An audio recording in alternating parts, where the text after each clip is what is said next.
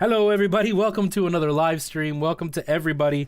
Thanks so much for stopping by. I hope everybody is doing really well. I am so unprofessional, guys. I am so horrible at trying to control two different chats. If anybody is here on YouTube and was not over on my TikTok, I am live on TikTok right now. Just trying to, let people know that I'm on YouTube because nobody knows that I stream on YouTube, and I thought I would start, so I'm kind of trying to watch two chats at the same time and kind of keep things going. Hello, Snowy Fox, how's it going? I'm on YouTube if you want to come over on this side and say hi. Jack, how's it going? Welcome. Fat Boy Harvey, hello. Inuyugi, how are you, man? Tariq, hello to see you. Nice to see you again. Janik, hello. Jackson, nice to see you. Tara, hi. Welcome to this side. It's been a long time. I haven't seen you in forever. Corwin Kid, hello. Anarchy Pizza, hello to you as well. Welcome to everybody. I hope everybody's doing really well. I have had a really long day. I am exhausted, but we are here. We are ready. Tony Unbreakable, hello. I am doing really well. How are you? Jackson, that's really nice of you to say. Thank you so much. That guy Kai, hello. Nice to see you. If you see me kind of looking away and talking to other people, I'm live on YouTube right now if you want to come hang out. Ginger Gamer, hello. Welcome, dude. How are you? Julio, nice to see you again. Snowy Fox, hello. Nice. Thanks for coming over on this side. I think I can get this done this weekend and have my placement exam next week. Nice, Jack. That's exciting. Oh, no, man. So I had a mole on my elbow that I got removed about a little bit over a week ago. And I thought somebody was talking to me. About a little bit over a week ago, and the doctor sent it out to a lab to get tested for, the big C word, and they lost the sample at the lab. So they asked me to come back, and then she ended up taking out a huge chunk out of my arm and put more stitches in. But graphic warning, trigger warning to anybody who doesn't want to hear this. I'll give you a few seconds to mute or whatever, and I'll give you the thumbs up when I'm done. Okay, so they put in 2 stitches, but the skin didn't meet properly, so it's close and then folded out. So you can see it's called adipose tissue. You could see the adipose tissue sticking out, and it's really painful. And so my whole elbow really hurts, and I have a lot of joint pain just from the swelling. So I've put this thing on just to kind of protect it more because I only had a small bandage after I did wound care last night. I did my wound care and I had no way to protect it, so I just kind of wrapped it. Okay, everything's done. That guy Kai, I'm glad you appreciate that. I have fancy stuff now, but when I started, it was all on a budget. It was as cheap as I could go. I was trying to make, as much quality with as little price as possible. I'm still pretty cheap, by the way. The FBI showed up. Oh no. Too bad I'm in Canada and they don't do anything out here. Oh, I've taken stitches out. I had 6 or 7 stitches on my thumb and I took them all out.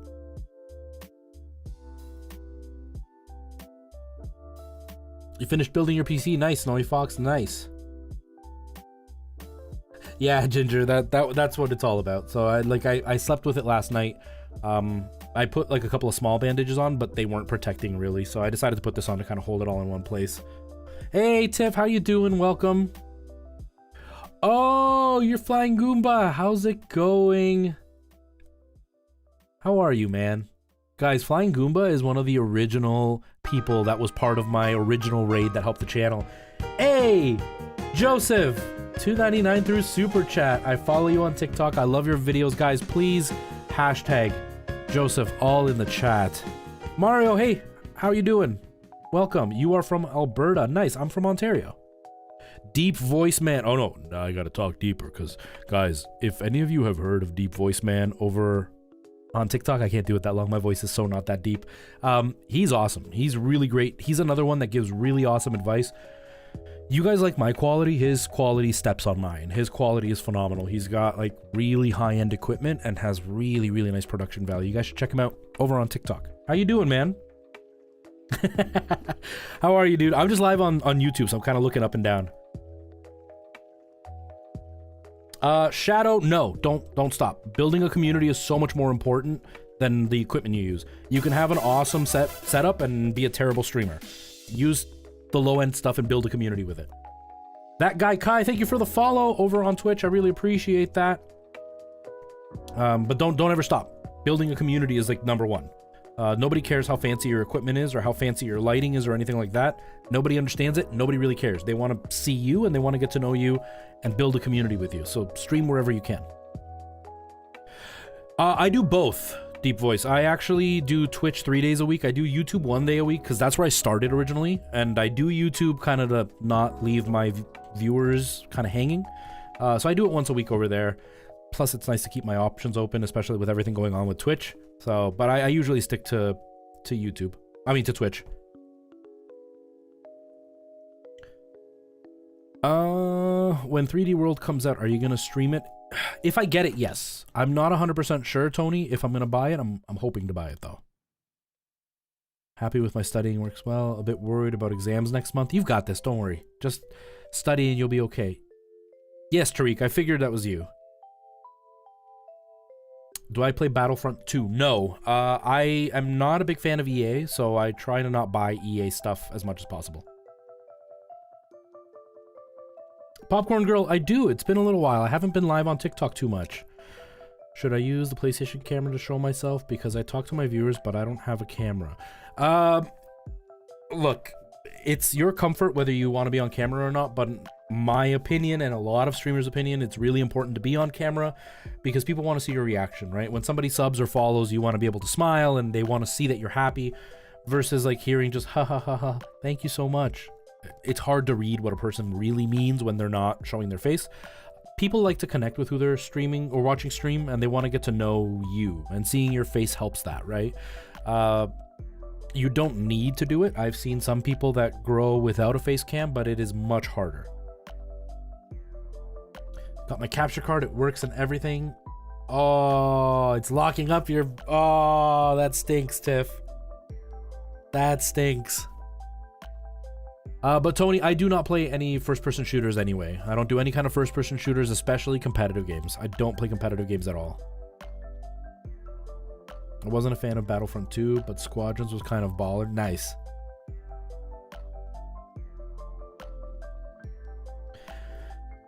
Do you put out content here on YouTube too, man? Guys, One Hit Wonder. That's who I was saying you guys need to check out. On TikTok, he does really, really great stuff. Like he's such a truth speaker. He's not afraid to tell you what is good and what isn't. Geico, are you gonna save me on my car insurance or what? Tanner, how's it going? Welcome. Thanks for stopping by.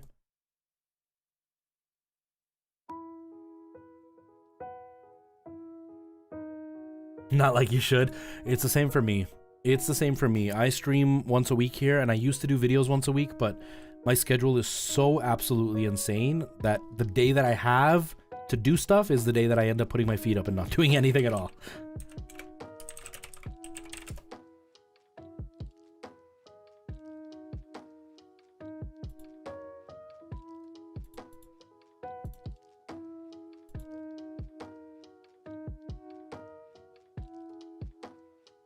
Anarchy Pizza, what did you say? I'm your top G. I didn't see what you said about EA.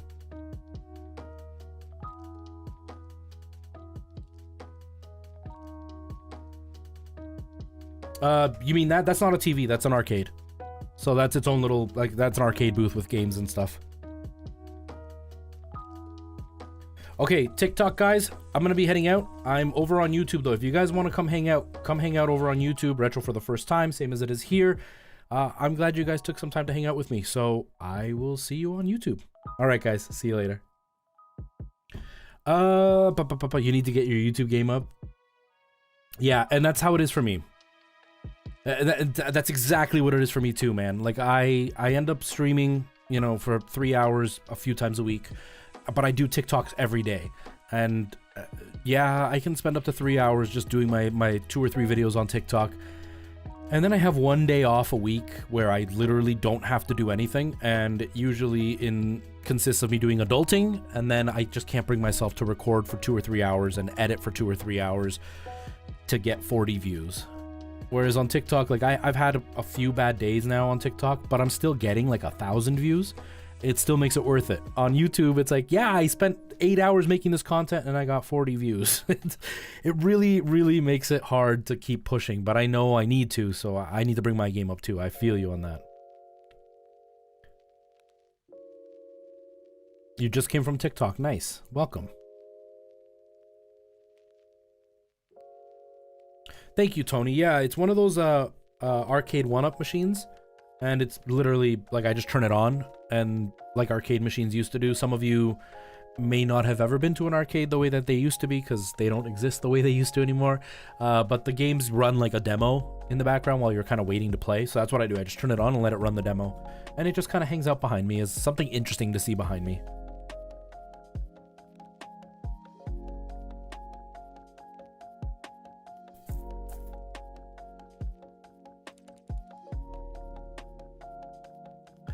Yeah, I'll be okay with that. Jack, did you get your PS5 yet? Hey, Red Raven, how are you, man? How are things? How is life? Are you keeping safe? How is work? How are things? Yeah, Tara, Sackboy's supposed to be amazing. It's supposed to be a really, really fun game.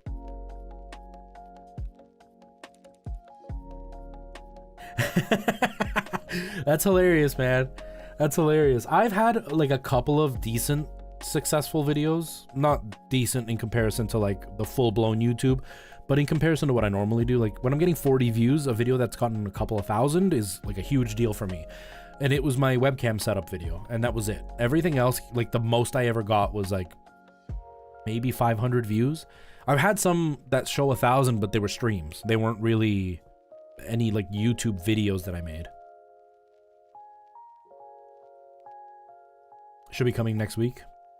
Man, it's taking forever. It's taking forever. Kai, hello again. How are you? How far am I in Link's Awakening? So I have, let me look here.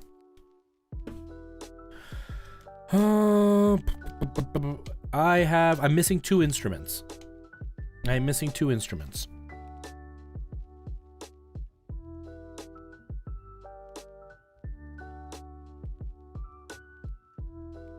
Oh, it has, dude. It has. Like, it's been weird because, like, I was used to 40 views, 50 views, whatever. And then my first TikToks that I did got like 100 views, and I was like, wow, that's actually better than YouTube. Like, that's pretty cool.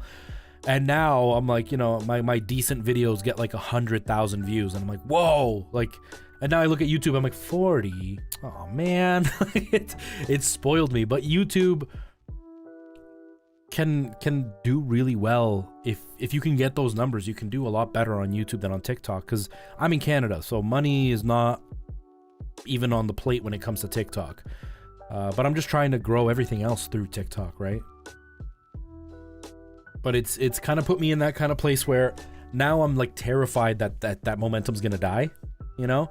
Like, there was a guy that I followed who was a retro TikToker. He doesn't like stream or anything, but he talks about video games, and they're all retro things. And at first he had like 6,000 followers when I had like 2. And I slowly ended up surpassing him, and I got to like 30,000, and he was still at like 12,000. And then one day he blew up, and now he's like at 120,000, and I'm sitting here going, wow, like I'm so scared that I'm gonna lose that momentum and not ever get there. You never use TikTok? It's fun, it's addicting, and it's kind of dumb because there's like stupid videos on there, but it can be really, really fun. If you get into the right area, it can be such a fun place to be. This is one of the first YouTube live streams. So YouTube has its benefits. YouTube can be cool because you can, oh, I don't think you can do it on ultra low latency. I don't think. You might be able to. I think you can rewind. Yeah, you can rewind on YouTube, right? But you can't on Twitch. and the videos stay saved on YouTube. So it's really nice when I was streaming only on YouTube, because originally that's where I streamed everything. And I used to like to go at the end of the year to go back and watch my streams and kind of see how I progressed. With Twitch, I get to see what I looked like last week. I don't get to see what I looked like last year, right? So I can't really go back and pick one specific moment. Like, there have been times where I did one stream and there was like the most donations I ever got in one day, and not money wise, but it was just like donation after donation. And this was like a year into streaming, so it was a really big deal. I probably got like $100, but it was, you know, $2 donations here and there, and it was like crazy. And I want to go back and I can watch that, but I can't do that on Twitch. If something like that happens, if nobody highlights any pieces, I just can't go back and watch that, which kind of stinks. But YouTube's quality is way worse, so I have to push out way more of a bitrate in order to get the same quality I would get on Twitch with half the bitrate. Yeah, they work fine. They work exactly like they do on Twitch. Some stuff works better on Twitch than it does on here, but they tend to work okay. When I post a TikTok and it gets less 5K, I fall into this hole of what did I do? Yeah, one hit wonder. That's exactly how I feel. Like these last 3 videos, before videos, I did 4 videos in the last 2 days, and I didn't put a lot of work into them, but one has 900 views, the other one has 700 views, another one has 2,000, and the other one has 600. I didn't even break 1,000. I'm going, man, like what happened? But it just is what it is, right? I'm still getting more views than some people are, and so I'm okay with that. And I'm still growing. I'm still gaining followers every day, so I just try to remind myself of that, you know? You're still trying to figure out TikTok? It takes a bit, Tiff. It takes a little bit. The algorithm can be really picky, and it kind of assumes what you like. So sometimes you can get sucked into a black hole, and it's really hard to get back out. For a while there, I was on like political TikTok, but like the hateful political TikTok. And that was really, really frustrating to listen to all the time. And now I'm kind of stuck in the pity Twitch stream TikTok, and that's really frustrating. So I'm trying to get out of there now, but it is what it is, you know? Hello, Super Patuka. How you doing, man? How are things? I saw you changed your logo. I love it. Looks great, man. No worries, Jack. You do your thing. You love political TikTok. It's so funny. I mean, I'm Canadian, right? So, like, I hear this stuff, and I'm just like, I have no horse in this battle, but then I hear some things that just really dishearten me for the world. Yeah, never like anything political, because then you get sucked right in. Then you get sucked right in. Oh, you guys are getting 20 centimeters of snow? We're supposed to be getting really, really cold. I don't know if we're getting snow, though.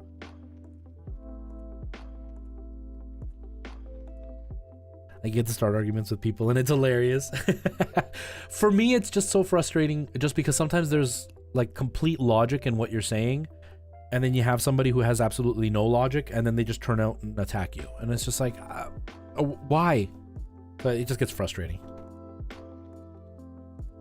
Yeah, I'm in regular Twitch talk. Yeah. And that's the hard part, is there are so many cool creators out there that I really enjoy. But when I go through my For You page, it's like 15 things of like, follow me and I'll follow you. Or, you know, I gotta reach my dream. This is my dream and I quit my job for this. And I'm just like, no, why would you do that, dude? I've been doing this for 4 years and I'm still not ready to quit my job. And I'm finally getting money from this and I'm still not ready to quit my job. And you check them out, or they're giving advice. The worst is when they're giving advice and they don't know what they're talking about. I've brought this up a few times and you'll definitely appreciate it, but somebody asked a guy how to stop the microphone from picking up your keyboard, and you know, you use a noise gate or whatever, or you want a dynamic microphone, like that would be some advice that would help. And this guy goes, buy one of these, and he's pointing to a Shure SM7B, and it's like, you don't need a $500 mic to stop picking up your keyboard, and you're going to be sorely disappointed when you buy a $500 mic and it still picks up your keyboard. Like, just such bad advice. And then you look at the guy's quality and it's dirt poor, and people are listening to his advice. And I'm like, if your advice is so good, your quality should be really good too. Oh, it drives me crazy. That's what it's been like here too, Kai. That's exactly what it's been like here. Usually it's like -15 to -20, and then come February it's like -30, and I was in a sweater all day at work. Like I didn't wear my jacket at all day.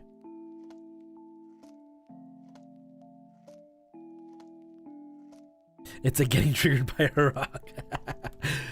Oh man. Do you not get snow at all?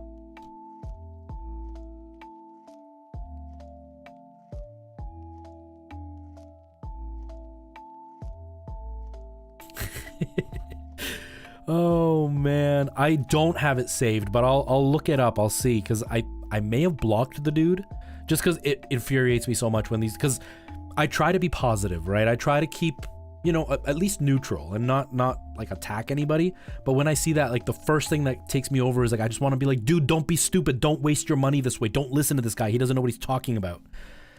But then it's like, no, I'm attacking somebody who's got like 30 followers and I've got way more than that. And I don't want to seem like, you know, the big guy attacking the little guy, but don't listen to this guy. And so it's like, I just end up blocking people like that. Your hands are cold just thinking about it. Super Patuka, man. I'm not complaining about this winter, but I'm not looking forward to when we get hit. Never heard of that. Yeah, Jack, I already know. The heat in California is disrespectful. It's January. Yeah, I mean, we're getting heat for Canadians. It's still cold. Like, you still have to wear a sweater and a jacket in the morning, and then the rest of the day you can go with like a hoodie or whatever and you're fine. You haven't seen real snow in 8 years. Wow, I wish. I hate the snow. Yeah, exactly. Exactly, AJ. You try to give them some advice and they get really upset. And they just dismiss you. And sometimes it's like, no, dude, like, just listen to me. Trust me, it's not worth it. Or like, yes, there is that benefit, but there's like 15 things that are not worth it if you do that, and they just don't see it. Like an SM7B. I would love an SM7B. And if I ever get to the point where I'm making decent money as a streamer, you bet your butt I'm gonna buy an SM7B, because I was a sound tech for 15 years for a live band, and I love nice microphones. But I also know that that microphone is gonna sound no better than this microphone on stream. And if you're looking to be a streamer, a $700 $500 microphone is not gonna really be worth it. Maybe a couple of $100 at max, but then they get upset and it's like, oh, okay, whatever, just do what you want. Yeah, and that's the thing, you can be realistic, right? Like I made that video about the one guy who called himself ugly, and it's like, oh, you may not want to do this, because if you're already calling yourself ugly, dude, there are so many mean people out there. And if you already don't like yourself, those people are going to drive you over an edge, and you shouldn't put yourself out to that, right? Like, I have a hard time, and I've been acting for, what, 10 plus years? And I was in a live band for 15 years, and I performed in front of thousands of people where people would walk right up to me and tell me how terrible we were. Or I've had other bands try to sabotage us and, you know, like, really mean things, and I still get like flustered when a troll comes through, let alone someone who already doesn't like themselves. So I try to be realistic while being positive in the sense of like, hey, give it a shot, try it, because you never know. But don't expect to be the next ninja just because you like video games, because just liking video games doesn't mean you're going to be a good streamer. I like video games, and the only reason I'm a decent streamer is because I act and I know how to talk. But when I'm playing video games on my own, I'm boring. I'm leaning back, I got my feet up, and I'm just hanging out and playing games, and I don't talk. Yeah. Yeah, they don't understand compression. They don't understand a lot of, like, there's just a lot of stuff they don't understand, right? It's like the bitrate conversation. I have people that are correcting me in whether it's megabytes or megabits or whatever, and ignoring the whole conversation, where I'm like, it's not worth streaming at a high bit rate. And they're like, you said megabytes. It's like, okay, whatever. I made a verbal mistake, but I'm still making a proper fact that it's not worth it. And they're like, no, it's worth it. I tried it and it works. It's like, yeah, but your viewers are all going to buffer. The quality isn't really going to come through, and Twitch can decide to just throttle you whenever they feel like it. So it's not worth pushing your system that way if you're going to be having all these, you know, negative effects. Just go with 4,000 and you're fine. And they argue, and they just don't understand what's going on. Hey, Preston, how's it going, man? What's up, Jack? Yeah, Tiff. And a lot of people do dislike themselves deep down, but you got to have some kind of a thick skin if you're going to deal with this. I mean, you do security. You know how harsh people can be. If you don't have a thick skin, you can get destroyed, especially on the internet where people are hiding, right? Like, I've had people say horrible things to me, and they don't have a profile picture. They have no content. They don't have the guts to put themselves out there, but they got the guts to put me down. But if you're already not well mentally, how are you going to handle something like that, right? Like, you got people who are dealing with some severe mental health issues, and even just being told to clean their room can set them off. And now imagine when somebody says something that's actually hurtful. It's tough. Right? You say one wrong word and they ignore everything else. Everything else is right on point, and you say one wrong word and that's what they concentrate on. It's like, dude, calm down. Like, that's not what the point of the video was. That's not going to change what I was saying. This is still what I'm trying to tell you guys. But no, they just ignore it. There are custom emotes. There are. I tried to change them on YouTube. I have different ones on Twitch. I tried to change them on YouTube, and they didn't really work that great for me because they weren't the right size. So I just went back to the originals. But these are the ones I have here. All right, man. Flying Goomba, it's nice to see you, dude. Have yourself a good sleep. Thanks for hanging out. No matter how you look or sound, just be a good person and you'll meet good people. Exactly, AJ. Exactly. And I was in a band. There was no Spotify. I was in a band for a really, really long time, but it was a Latin band. So we didn't really do anything with like record labels or anything. We were a touring band. I did release a CD, but not through Spotify or anything like that. It still plays on the radio here in Canada. And yeah, I toured parts of Canada. I did parts of the States. I went down to Central America. It was a lot of fun. It was a lot of fun.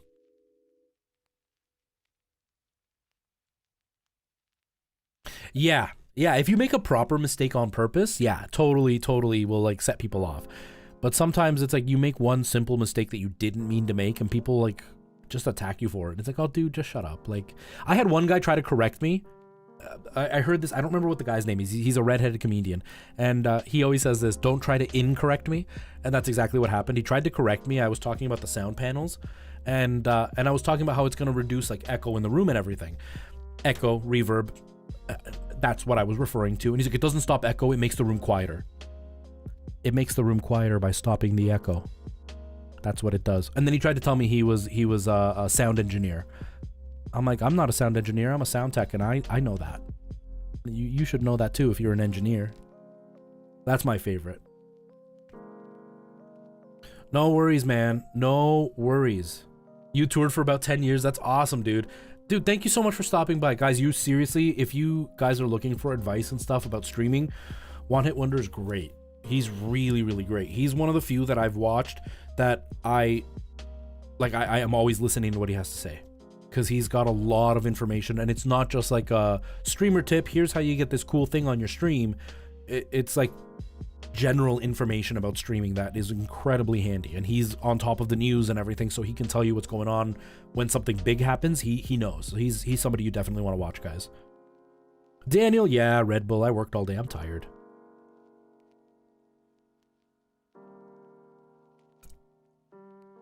Any tips for retro collecting? Because I might buy an SNES. So I collect toys. I don't really collect games.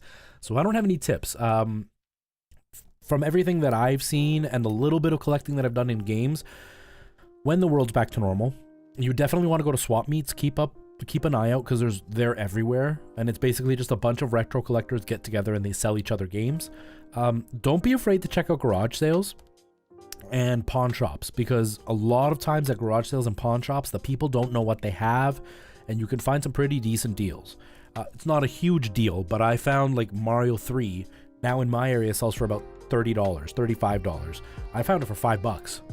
And so if you look, you can find stuff like that. I have a game called Kuon, which apparently is worth like $800, and I bought it for $10. So you just have to keep an eye out at pawn shops and stuff. I have played Mario 3D All-Stars. I was playing it a lot on stream, and then I kind of burnt out from Mario, so I started on Zelda. But I'll go back to it eventually. Toasty, how you doing? Welcome.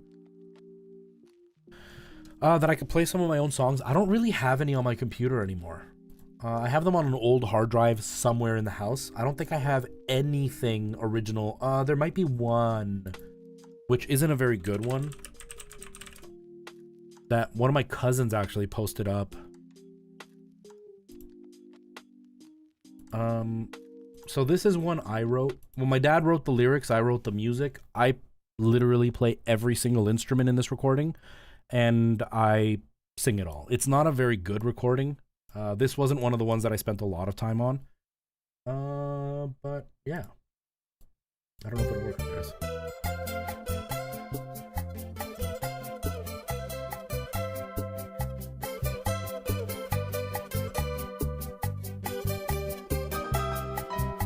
Hey, Kai, thank you so much. I really appreciate that.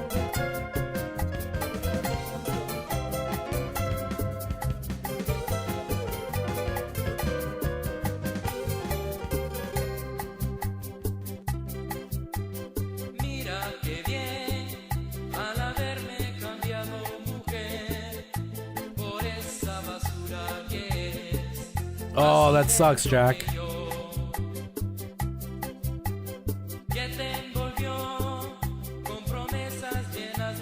Yeah, I made this song.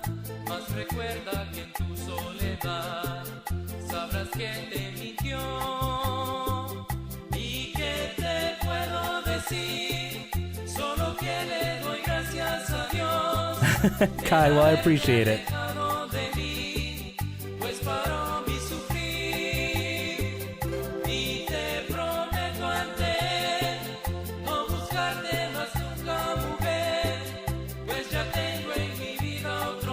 Carlos Puebla.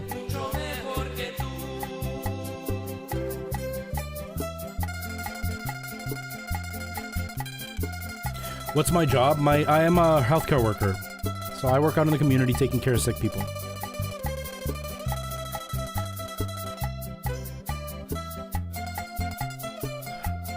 So I'm affiliated, and it doesn't mess with it because I'm not streaming to Twitch right now. I have to stream directly to Twitch and only to Twitch, but I can stream to other places as long as I'm not streaming to Twitch. So, like right now, I'm only streaming to YouTube. If I was on Twitch and streaming to YouTube, that would be a problem. This is from Super Mario Sunshine, right?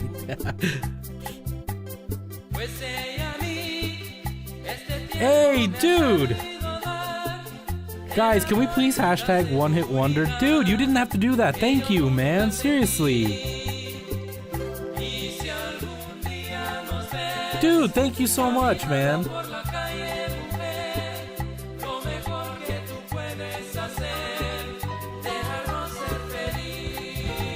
Thank you, man. SM7B fund. Chadley, how you doing, man? How are you? Dude, thank you so much.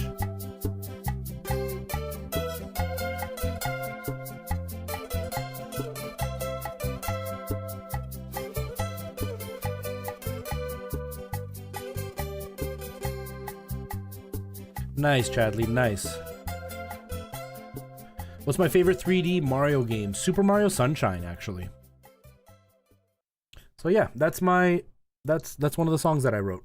I wrote that. I played every single instrument in that recording, and the vocals are all me. That was a long time ago. That was uploaded 7 years ago, so I recorded it like 6 months before that. So almost 8 years ago I wrote that song.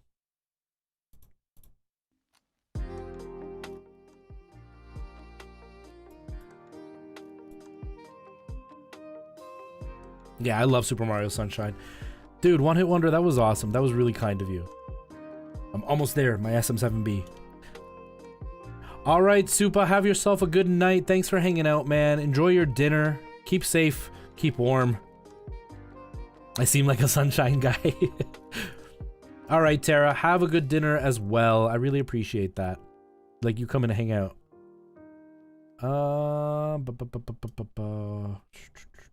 What days do I stream? So I stream every Monday, Tuesday, and Friday on Twitch. And so Monday and Friday are at the same time as today. On Tuesdays, though, I'm about 6 hours earlier than now, depending on your time zone. So for me, it's at noon. And That's on Tuesdays, and I stream with my brother. He's not on my stream. He has his own stream, and we co-stream. So, yeah. And so Mondays right now I'm playing Jedi Fallen Order. Tuesdays we're playing Dark Souls 2. We're doing a 1 stat challenge, which makes the game incredibly hard. On Thursdays we're playing Zelda, and then on Fridays I haven't chosen a game yet, but it's usually a scary, like it's Spoopy Friday, so I play something scary. So if you want to see me scream like a baby, that is definitely a place to go hang out. It was a bop. Thanks, man. So I'm actually not much of a music person. Like, I play music, but I don't listen to music really. And yeah, that style of music is called bachata. It's actually from the Dominican Republic, and it's based on guitar, really. It's a guitar, a bongo set. It's 2 guitars, a bongo set, and a bass, really, and then a guiro, it's called, which is our guira. It's like a metal can with a bunch of dimples, and you kind of scrape it. And so I did all of it, and I learned how to play guitar specifically for that type of music. And then my guitar got stolen, and I never bought another one. Now I really miss my guitar. I've been talking to Alana. I want to buy like a basic acoustic guitar just so I can keep practicing. I'm starting to get arthritis in my hands, and I'm hoping that'll help. Yeah, AJ, it'll be 5 p.m. if you're in the UK, yeah.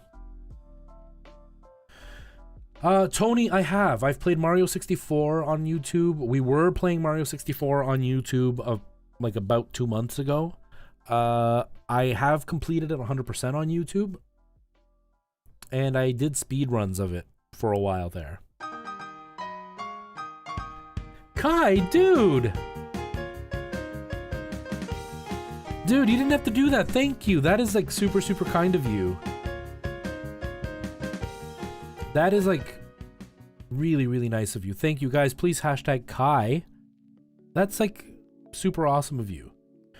Is it better to buy a cheaper PC if I'm only using it to stream than playing with a console, or should I go all in on a PC? Look, it depends. If you can wait, like if you're already streaming off a console or whatever, then wait and buy a decent PC, because it's nice to have the stretch, right? Because you may want to play PC games and you want to have the leg room to be able to do quite a bit. Like my PC is fairly beefy. It's not amazing, but it's fairly beefy. I can do quite a bit on it. If you go low end, 6 months down the road, you may want to play something on stream that just won't run.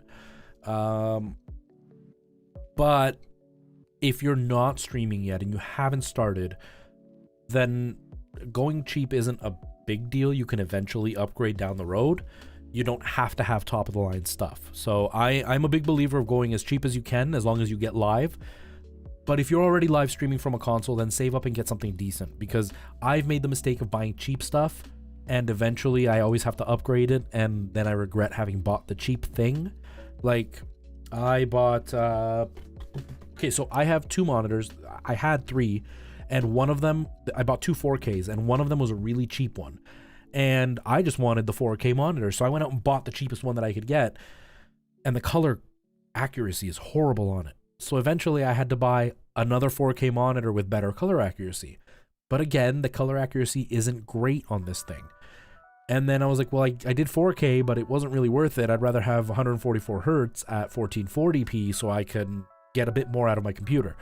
So I had to buy a third monitor that now I use with good color correction at 1440p. I paid more than what I paid for my 4Ks, but in the end I threw away extra money for nothing, right? So if you're already live, yeah, save up to get something decent that'll last you a while. If you're not live yet, then just try to get live, because building community is so much more important than the equipment you've got. When I started, like I said, I had like an old flower pot as my light that I built myself, and like the green screen, I still have it over there. It was literally just like a green piece of fabric that I used. It was technically green screen material, but it was just green fabric. If you look over here, you can see that I have that clamp light. I used that as one of my lights for a long time too. So it just depends on kind of where you are financially and what you're capable of. Like it just really depends on your circumstance. But don't think that your hardware is going to make you a better streamer. It's more about you and your community than it is about hardware. You can have this whole setup, but if you've got no community and you don't know how to stream, this is all useless, right? I've been doing this for 4 years. That's how I got to here. I've shown it many times how my stream looked before I started. It was nothing like this. All right, Daniel, have yourself a good night. Thanks for being here. Hey, Mr. FOV, how you doing, dude? How are things? And Kai, it's really nice of you supporting. It's really, really nice of you. It helps so much. You have no idea. So you're doing it from a console right now. So I would say save up to get something decent, because it's just not worth buying a cheap PC for streaming. And then, you know, 3-4 months later, you're like, you know what? It's not powerful enough. I want to start PC gaming. But as soon as I start streaming, I drop down to 20 frames a second, and the stream drops frames all the time, because you wanted to save a buck. And now you're going to have to buy a better video card because the one you had wasn't enough. Well, now you've spent on 2 video cards, right? Whereas if you just invest, you know, save up $1,500 and buy a fairly decent computer, then you upgrade once and you kind of live with that for a while. Like the only reason I would ever upgrade this computer, one, I need a motherboard because I kind of damaged this one, but it's working fine, so I don't need a motherboard. And the graphics card is a 2070 Super. I can do a lot with that thing. I would only upgrade if I had money to burn and I could get a 3080. That would be the only reason I would upgrade, for more of a like, I can do it. But I know I can stream on this machine for a couple of years, no problem. Yeah, super sore from work, man. I love it in Persona. I want to play it. I want to play it. I want to play it. I haven't seen the new 3D World trailer, but I hear it's blowing minds. I'm thinking I want to buy it. I'm thinking I want to buy it.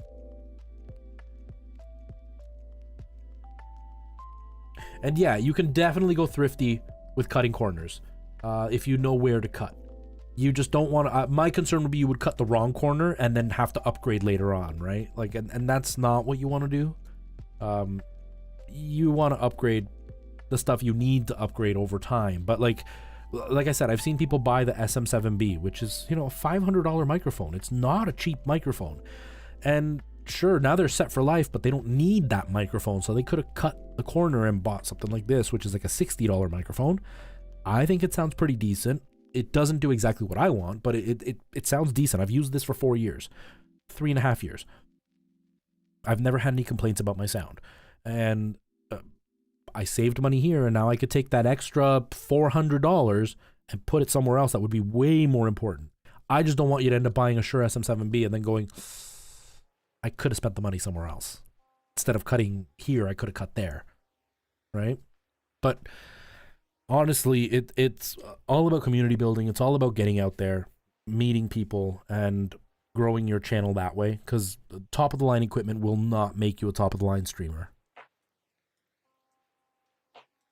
Exactly. 90% of people won't notice the difference. And on stream especially, I'm going to say it's even as far as 97% of people won't notice the difference, because it gets so compressed, right? So it's really hard to put through the quality of an SM7B or a super fancy camera through a stream. Like, my camera is like a $500 camera with like a $300 lens on it. And that's probably like the maximum I would spend on this setup. I might spend more on a lens just for autofocus, but that's probably the most I'd spend on a setup. But then you got people that spend, you know, $3,000 on a camera and $2,000 on a lens, and their quality is only slightly better than mine, only slightly more clean and slightly more blurred. And was it really worth 10 times the price? Not really. No, I am using a Sony A5100.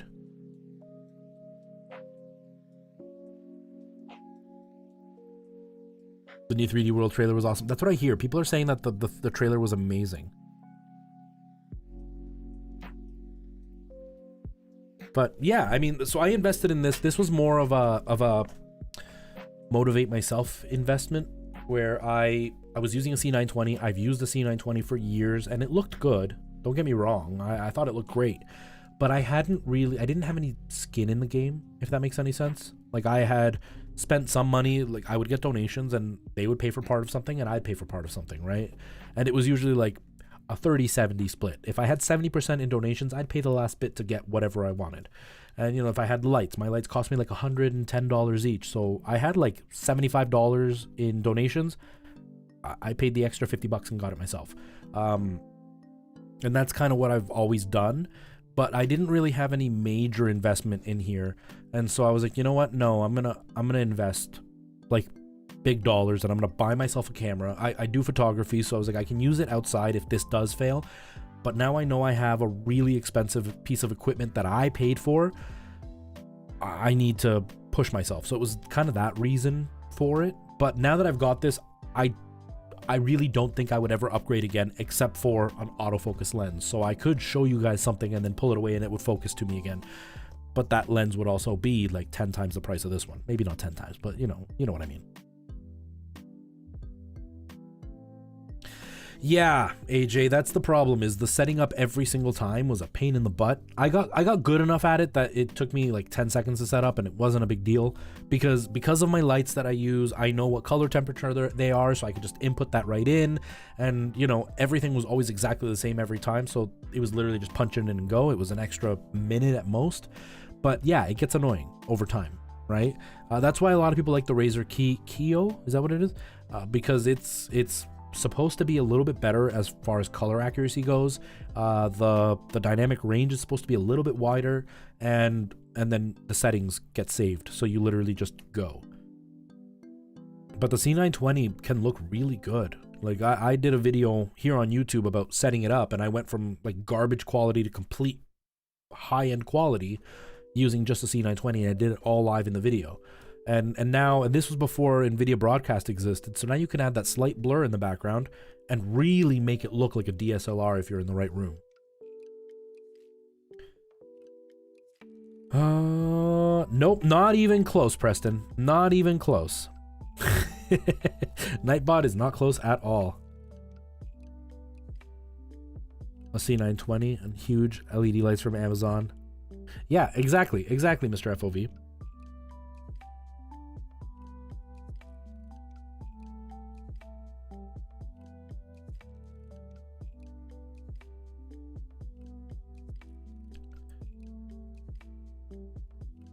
But yeah, a lot of it is trial and error too. Like I've spent years and years perfecting my lighting, perfecting what it is that I want. My camera angle still isn't exactly what I want, but my room is not big enough for me to do specifically what I want. Like my ideal stream setup, and this is what, like, eventually, if the stream gets enough success, I will be doing, is I want to buy a second setup like this and have it over here. So when I'm just chatting, I can like look over here and chat with everybody looking sideways, and then when I go to gameplay, I turn and now I'm in a totally different angle, so you guys can kind of get that, right? And then kind of play with different camera angles on stream.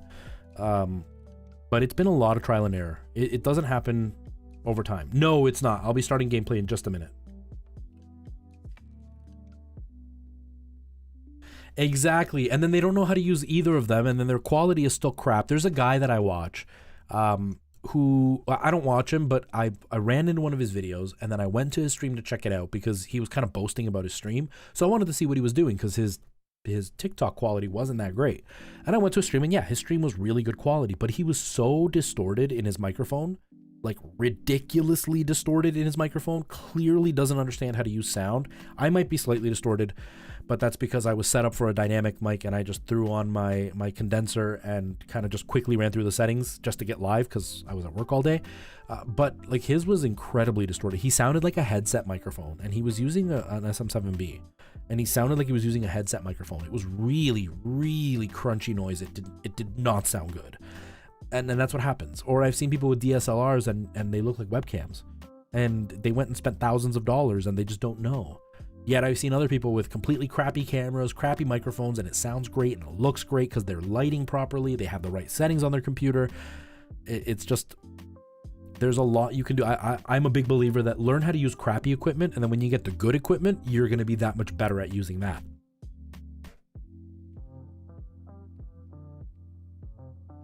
I'm glad you came by, Kai. You know, it's fun. A lot of people see me on TikTok and they don't know what to think of my channel, because I've gotten told a few times that people thought I would be arrogant or that I would be like a typical streamer that's too cool to talk to chat. And you can ask anybody in my chat. I have a really bad habit of pausing and talking, and I forget the game.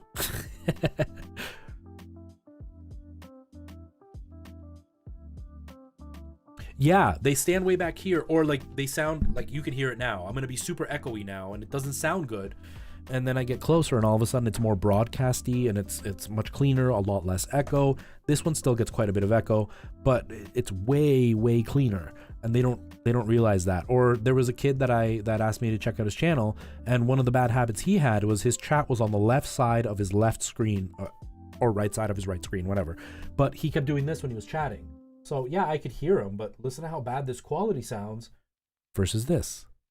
This sounds really clean. And it's just little things like that if you don't know how to use your equipment, you can buy the fanciest equipment and it'll sound like garbage. So instead, buy cheap equipment to get you where you need and learn how to use it properly. And then when you have the money, invest in stuff like this. Because I agree, somebody's been streaming for a month, they've got 21 followers, and then maybe made like $10 in subs, and they're going out and buying super expensive equipment, and it's like, no man, don't waste your money, because then 6 months down the road you burn out and you don't want to stream, and now you threw away $1,000 on equipment that you didn't need.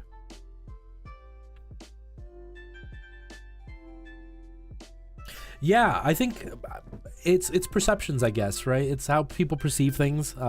I think part of it is just because I have a nice setup, and so people assume that I'm one of these like really big streamers that's like all about look how cool I am. When it's like, no, I've 4 years to build all this up. 4 years, and everything I use is super cheap. Like you can kind of see the LEDs there kind of just dangling in the background. That ring light was like $20. The floodlight that I'm using to cast the green out was like a $15 light, which I wish I would have spent a little bit more so it would be a little bit better. But like everything's cheap. Like it's all super cheap. Preston, I had a mole on my elbow and they want to check it for cancer, and so they removed it and they put in a stitch and everything was fine. And then a couple of days later the doctor called me. She sent it into the office or to the clinic, and they lost the sample, and so I had to go back to remove the rest of it, and she made like a giant hole in my arm and had to put 2 stitches in, but the 2 stitches wasn't enough, and so it kind of looks like this, and it's open in the middle. Oops, it's open in the middle, and you have like your skin, and then you have like the underskin, and then you have the layer of fat. My layer of fat is actually like folding out of it, so I put a bandage on it. I did some wound care, I put a bandage on it, but the bandage was really weak, so I threw this on just to kind of protect it a bit more.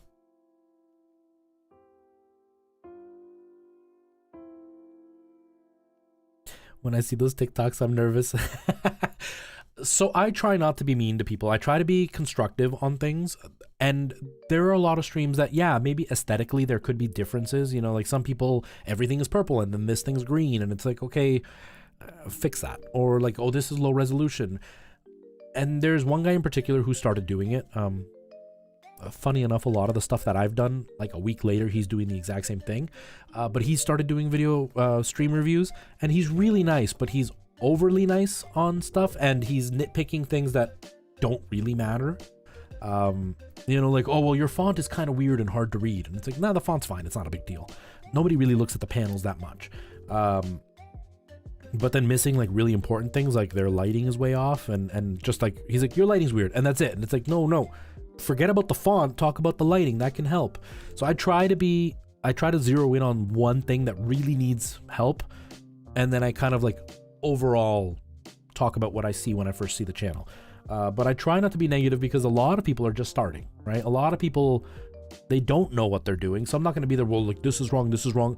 Look at my stream. My stream isn't super clean. It looks decent, but there's still a lot that I could do to fix it. I just haven't yet.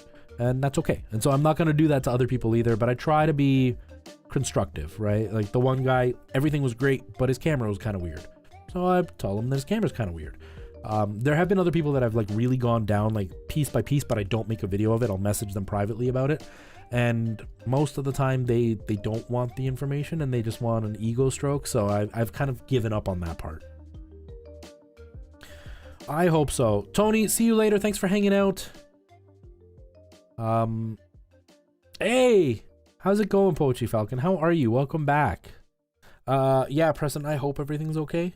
She was really adamant that she wanted it to get checked out, so We'll see. I think it's going to be fine, but I don't know. We'll see what they say. Exactly, AJ. And sometimes people, like the people that are doing these videos, sometimes concentrate on the wrong part. Like they concentrate on a really, really nitpicky thing, and it's like that won't help them in it at all. Like their sound is really bad. Just give them some advice on the sound. And a lot of people that have asked me to check out their channel looks fine, and I don't have anything to say. Or their channel is just so terrible that I can't say anything because 60 seconds is not enough. Like I would need like 20 minutes to tell them everything they need to fix. And it's just very clear that they haven't spent the time to do anything for their channel. I'm not gonna build it for them either. I'm there to give advice for somebody who wants to do the work. I'm not gonna do all the work for you. So it's like, you know, I had one guy message me who had nothing. He had no VODs, he had no about information except a donate link. All that brought to my mind was all he cares about is money. He doesn't care about streaming. He had no, you know, no banners, no colors, nothing except for his logo and a donate link. And it's like, that doesn't look good. And so I'm not going to do your channel because you've left me with a bad taste in my mouth and you have nothing to show me. So what am I going to tell you? It would be, Preston, the only thing is my grandfather had a type of skin cancer. It wasn't a deadly type of skin cancer, but it could turn deadly. So he used to get moles removed like once a month. But when I was a kid, I used to be outside a lot. So it could be something from when I was a kid, because the damage is done years and years before. It's not like I tan today and I get cancer tomorrow. If I tan today and get cancer tomorrow, it's because I did damage years ago and the tan just happened to be there. Exactly, AJ. And so many are like, you know, I just want to make a living doing this. Just give me one shot. And it's like, no. Or one guy's like, I quit my job to do this. Help me grow. Why? No one's going to just support you just for the sake of supporting. You have to earn it. Like, there are streamers that I watch who have a quarter of the followers I've got and have triple the subs that I've got. They provide more than I do. They're more entertaining than I am. I am not going to get upset at them that they're getting more subs than me and expect you guys to give me more subs. That's not how it works. People give me subs because they want to support the channel, and I have to earn that. And if they don't want to give me, I'm not going to force them or be like, no, you guys need to support. No, I'm going to up my game and hope that it'll be enough for people to want to support me. Yeah, pretty much, Preston. Pretty much like for live streaming, it's just that my video gets recorded and then you can go back and watch it again. We don't get much sun anyway. Enjoy the free content. I mean, don't shoot yourself in the foot either, because streaming can get very, very costly very quickly. You know, I have a full-time job and I make more money than most people. Not like rich. I'm not saying that. I'm saying like most 9-to-5 workers who have an average job, I can compete with them pretty easily. But I still can't afford everything that the stream needs, right? Like if one of my lights dies right now, I can't, well, at this very second I can, but like 3 weeks ago I couldn't afford to buy another light to replace it. And so I've had it for about 3 years. I'm sitting here going, please don't die, because I really need you still. So if somebody's willing to donate, that is okay. Just don't beg for it, right? You're providing a free service, but if somebody wants to thank you through donations, that's okay. You're allowed to accept that, because you are putting work into it. And even though you haven't invested a ton of money into it yet, it doesn't mean you won't tomorrow. And it's nice to have that little bit of a cushion to help you with that investment later on.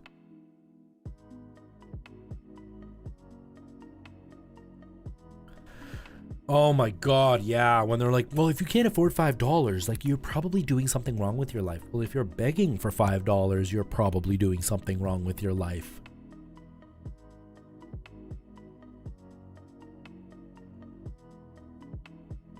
Exactly. You know, I want to put food in front of my child. So I could afford it, but I like the kid. I want to keep her around, so I'll keep feeding her. Yeah, and that's how it is, you know, and there's just being responsible in general, right? Like if I've got $50 in the bank and that's all I've got, I'm going to keep the $50 because I never know what I'll need it for, right? Versus going and buying a toy and then needing the $50 later. I'm amazing and smart. Balancing a full-time job is rough. Yeah, and depending on the kind of job you have, it can be incredibly hard to balance a schedule. I got really lucky that I'm in a field, in a place where I can set my schedule and I know they won't touch it. I still bounce around a little bit because I've scheduled it wrong. Like I'm technically available until 5 p.m. and I start my stream at 5 p.m. So there are nights where I'm working and I'm still at work at 4 o'clock and I'm not going to get here till 5 o'clock and I have to start streaming right away. So I push the stream later. But I try to stay to a schedule, and the schedule is incredibly important. Like it's so important. So bouncing around is really critical on your stream. And so most people end up having to pick a time that they're definitely not going to work. So if you have a day job, most people will pick a night stream in order to avoid ever having to skip a stream. Obviously, it then requires you staying up late and then being tired for work the next day, which can be incredibly hard on the body. But that is why not everybody can be a streamer. Today, I left the house at... We left the house at like... I want to say 6:45.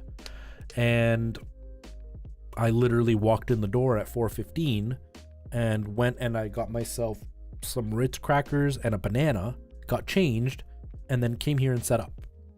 I haven't stopped since this morning. I am exhausted. I am so drained right now. And I have to be up again tomorrow at 5:30 to leave the house at 6:15 to be at work on time. And I'm going to be exhausted tomorrow, and I'm going to get home with maybe an hour to spare before starting to set up for the stream again. And that's where some people don't see that if you're actually trying to grow something, if you're doing it for fun, obviously ignore all this, but if you're trying to grow something, there's a ton of sacrifice that comes along with it, like a ton of sacrifice. Because of life and the way the world has been. Yep.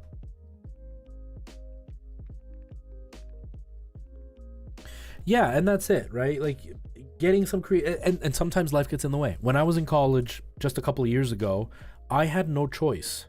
I stopped completely trying to grow the channel. It really turned into a moment of why am I not subscribed to you?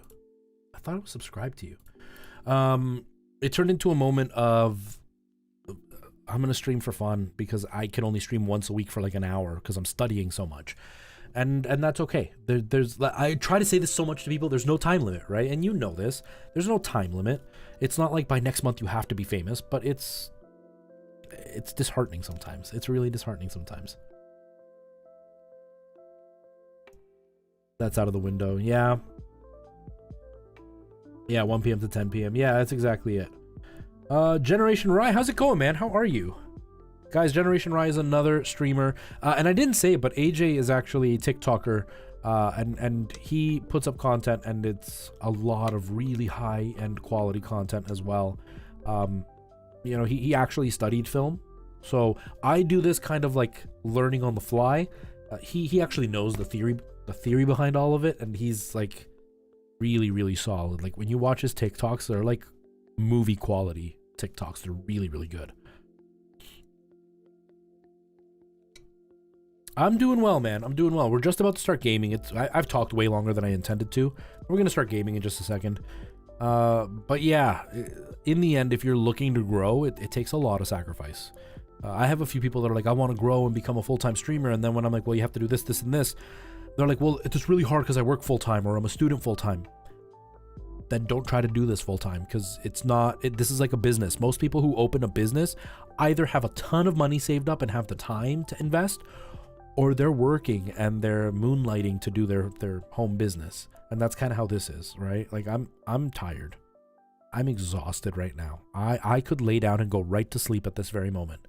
And if I wasn't trying to grow this, I would probably be doing that. But I really want this to succeed to my expectation. I'm not expecting to be the next ninja, but I would like to succeed to a point where I feel like I have done what I wanted to do. And it means a lot of sacrifice and a lot of work. And there are nights where I look at TikTok and I go, I don't want to get in front of this camera and post anything. And I have to really get myself together and just do it. The grind never stops. Exactly, man. Exactly. If I fail this placement exam. Well, Jack, you're super young, so you have plenty of time to fail and screw things up. But the grind is real. And, you know, and don't get it wrong, though. Just because you grind it doesn't mean you're gonna succeed. It's just gonna give you the best possibility to succeed. Because some of us are just not meant to do this, and that's okay. Just like some of us aren't meant to be actors, and I tried for years, and people around me tell me I was meant to be an actor. I just didn't have the right personality to do it. And maybe now that I've kind of done this and have really figured out how to promote something and work at it, I could probably try acting in a few years again. But some people are just not meant to do certain things, right? And if you end up just doing it for fun with a small community that you're happy with, that are your friends, that you're hanging out with, there's nothing wrong with that either. Everybody has this, not everybody, but a lot of people have this misinterpretation that you need to succeed and you need to be a full-time streamer to be successful and happy.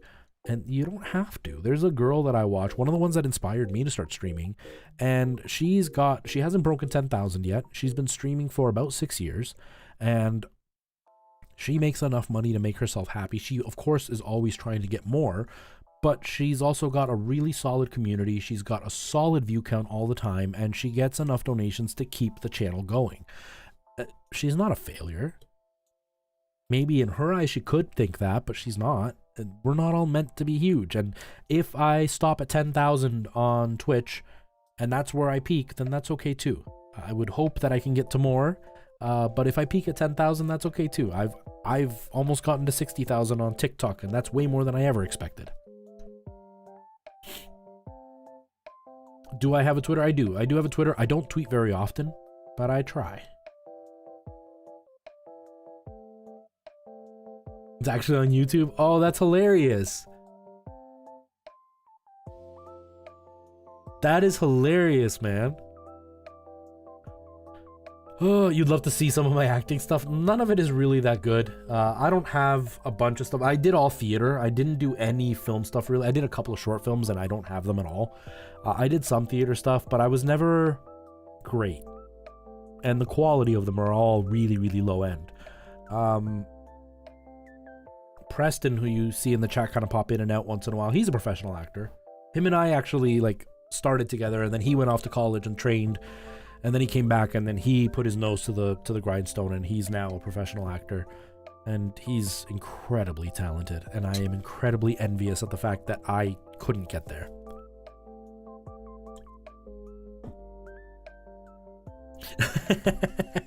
So soothing. Well, I had to switch my microphone back. I returned the other microphone and I switched to this one for now because on Sunday I'm getting the Rode pod mic, and so I traded back to this, but it sounds okay, but it picks up a lot of room noise, so it gets through the job. It's lasted me for 4 years. It can last me a few more days. Doing stuff to get into college is so much work. Hey, dude, I got into college twice, man. You can do it 3 times. Yeah, so so yesterday I was at work and I finished early, and I was waiting for my fiance to finish so I could drive her home. And I was sitting outside the place, and I had the podcast mic, or the pod mic, in my cart, ready to go, and then she walked up to the car and opened the door, and I got distracted and put the phone down, and I forgot, and I got all the way home, which is like an hour and a half drive from picking her up. We went and picked up our daughter, and then we came here, and so it was about an hour and a half. By the time I looked, they had 7 in stock when I put mine in the cart. By the time I got home, they were all sold out, and so I was really bummed out, and I was like, all right, it's the universe telling me to just keep the one that I want. And then right before bed, I opened it up again, and then it popped up that they had them available. It was just going to take 3 days to show up, and they had 5 more. And so I was like, yes, I'll take it. I'll wait the 3 days and I'll just take it, because the first batch were going to be available yesterday or today. But I got one on my cart. It's supposed to be here Sunday. Hopefully they're not lying, and I'll have it, and then I can have a decent microphone. The other one was great. I liked the other one, but I'm not a fan of the windsock pop filter. You know, like the foam ones. I just don't like how they look. That's why I got this, because this came with the same foam, and I'm not a fan of it, so I like the Rode look better. I got it for the aesthetics more than anything, because the other one sounded great. Yeah, it's such a nightmare to get anything, especially like streaming related.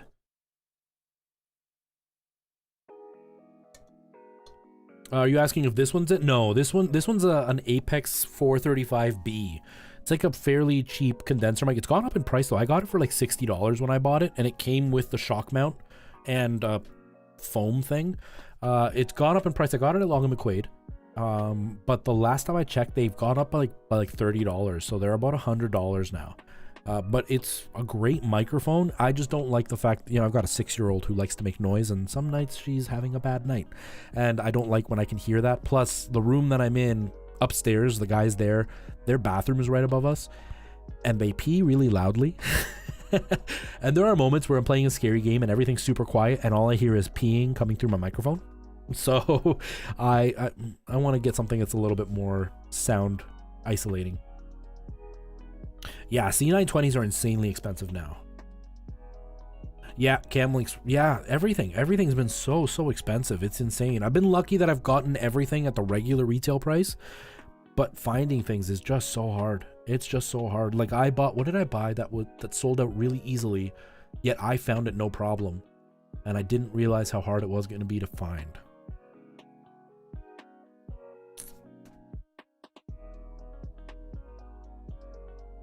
I can't remember what it was. I bought something, and to me it was like, whatever, I went online, I looked for it, and I bought it. And then later on I found out that there was like a huge shortage. I just got lucky that I happened to just find it right then and there. Yeah, I bought my C920, my first one. I bought it for $90 at a flea market, and then I bought a second one for $75, and it was on sale at Best Buy. And now I've got one back there, but I'm not really using it anymore.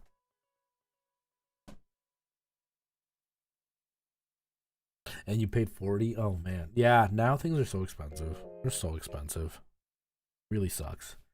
Oh well. Okay, the music stopped. Let's start playing, guys. I haven't played at all, and it's an hour and a half into the stream. We're halfway through the stream and we haven't even started gaming.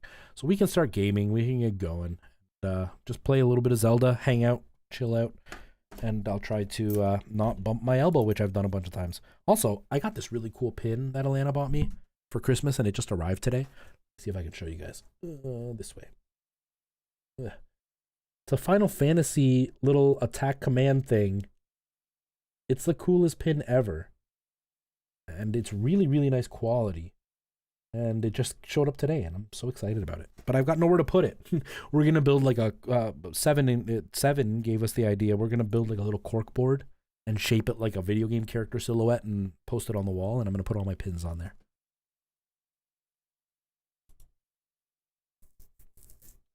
It is. It's the universe telling me to play. It is. All right, let's do this. Which one's my game? Is it this one? Haha. Final Fantasy is amazing. My favorite Final Fantasy is Final Fantasy VIII. But yeah, I love Final Fantasy games. I love them so much. They're so much fun. I'm skipping another part of this lesson because it's too much work. Don't sabotage yourself, man. You don't want to end up paying for it in the long haul, you know? Okay. It's so hard. The boom is like covering part of my monitor. How's the volume?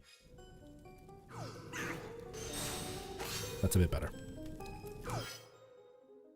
9 was always your favorite? See, I never got into 9. So when 8 came out, I don't remember the years of them.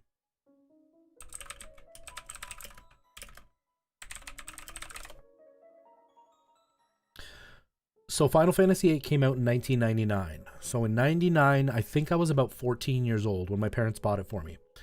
And then 9 came out, what was it, the next year? In 2000, so the next year. So I was about 14, 15 years old. And you know how 14-year-olds can be. Jack, you are a perfect example. No, I'm kidding. But you know how 14-year-olds can be. If it's not cool, you're gonna be more turned off on it, right? And I played Final Fantasy VIII, and they had more realistic proportions, and then I played 9, and they had that like really cutesy look. I was too cool to play with the cutesy look, and so I never gave it a chance. And so now I kick myself for not playing it. I own it on like on the Switch, I think. I own it. And I've just never sat down to play it yet because I have a really short attention span. But I really do want to play it because I hear it is fantastic. I kick myself now for being so stupid. Too bad I'm skipping. I'm not 14. All right, Ryan. No worries, man. You are awesome, dude. Thanks for popping in. You hated how the enemies scaled with you? Yeah, it was really frustrating. I love 8. 8 was my favorite. It was my first Final Fantasy that I sat through and played completely. I watched my cousin play 7, and so I went to Blockbuster back when that existed, and they didn't have 7 in, but they had 8 in. So I rented 8 thinking, well, it's going to be the same, and then it was really different, but I fell in love with it. And then I got it for my birthday or Christmas. I want to say it was Christmas. And my first playthrough, I put 188 hours into it. I leveled everybody up to the max level, and I just loved it. I loved it. And I've probably beaten that game like 8 or 9 times. He's 14 and a half. How dare you? It wasn't your first as well? Yeah, I loved it. I thought it was amazing. I seriously, like, I don't know. I loved it. And I totally related with a sullen teenager and just everything, you know? And even now, when they re-released it, I bought it on the Switch immediately because I wanted it. Because I had the original disc version, and then it broke, and then I got rid of it. And, you know, because I wasn't a collector back then. And then I had the PC version, and I wanted it on a console. So when it came out on the Switch, I got it immediately. Yeah, I don't think we are. I think we're really, really close in age. Like, really close. Your first was 11 online? I never played 11. I never ever played 11. But I remember 8 made me almost cry at the end. 14... No, not 14. 10 made me cry at the end, even though the voice acting was pretty terrible. I still cried at the end of that. Yeah, a little bit younger, because I'm turning 35 in April. So just a couple of years, but we're in that same wheelhouse, right? Like, we grew up with the same stuff. Okay, where the heck am I going? Actually, I could check that out. Why did I go this way?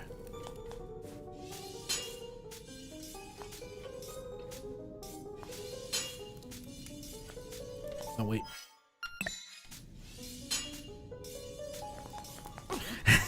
That laughing scene. Oh, man. It had its cringy moments. And then, I hope I don't offend you with this, because I don't know if you're a fan of it or not, but then 10-2 came out, and I was so disappointed that it was like... I felt like it was Barbie dress-up the whole time. I hated it. I hated how much like Barbie dress-up it was. Because, like, the costumes, it was almost like the jobs, but it just became like a fashion show, and I hated it. But I wanted to know what happened, and so I tried to play it, and I just couldn't get myself into it.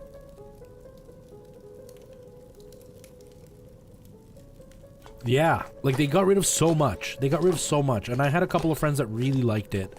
But I think it was more like the waifu thing than anything, but I couldn't get into it. I hated it. Breath of the Wild. Breath of the Wild is great.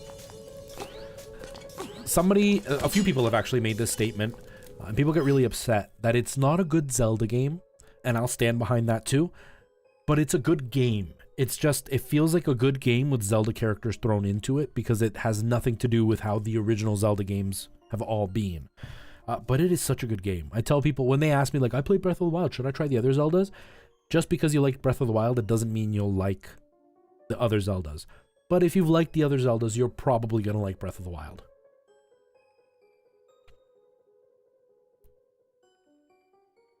Yeah, 10-2, I just couldn't get into it. I could not get into it. I tried so hard. Oh, I still want to do it again, because I bought the 10-2 pack or whatever on the Switch, and I want to try it again because I want to know what happens. But I know I'm going to hate every minute of it. Yeah, it is so different than this game. It's still a good game. It's just, it's a terrible example of a Zelda game.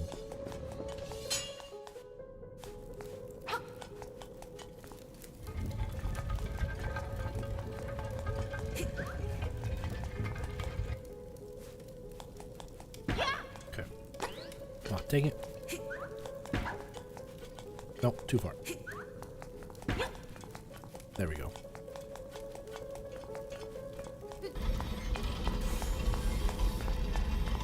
Oh, I'm way off center. I didn't even realize I'm way off center. I hate when I do that. Me too. I'm hoping that they're gonna keep the same general idea of like having an open world to explore with cool things to see, but that they'll just like zero in and just, if they just add a few temples and maybe have items in the temples so when you beat them, you don't necessarily need them for the end, but they make life easier by having, instead of just the power-ups. Like, I'd like to have a boomerang, and I'd like to have maybe a sword that didn't break immediately. And then add some music, some iconic Zelda music, and I think that would make the game so much more Zelda in its style.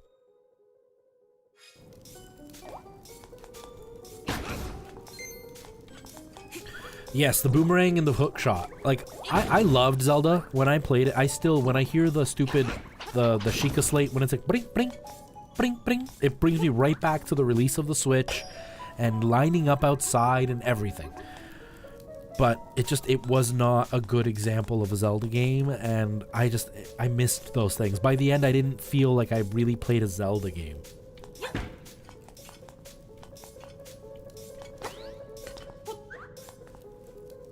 I don't actually know what I'm doing right now. Uh-oh.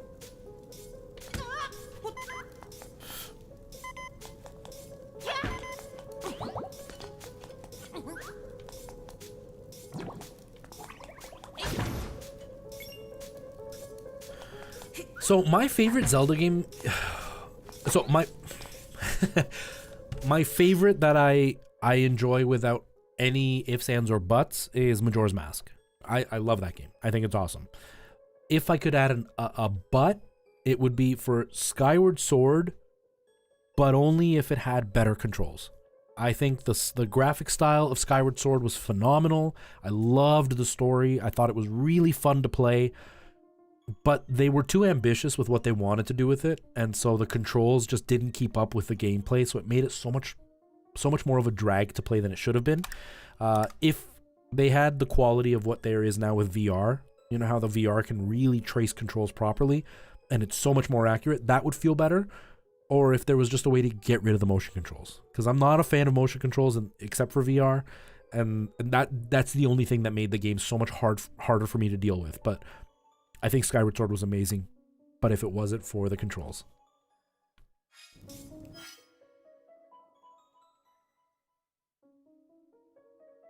Yeah, Majora's Mask is phenomenal. Majora's Mask is so good. Oh, I forgot to even tweet Discord that I was streaming. Oh well.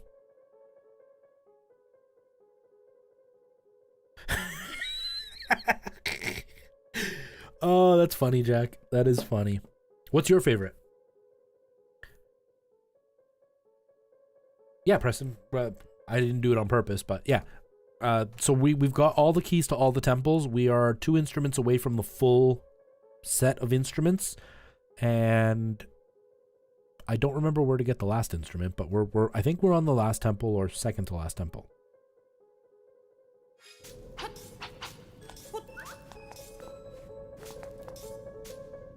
But all that being said, Breath of the Wild is still a really solid game. I had a lot of fun with it.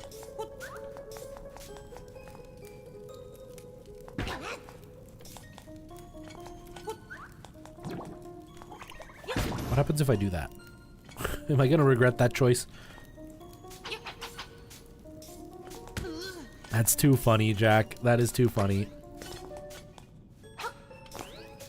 I try not to get too political on here, Jack, just because there are people that I like a lot but have very, very different beliefs than me when it comes to that stuff, but I'm with you on that one.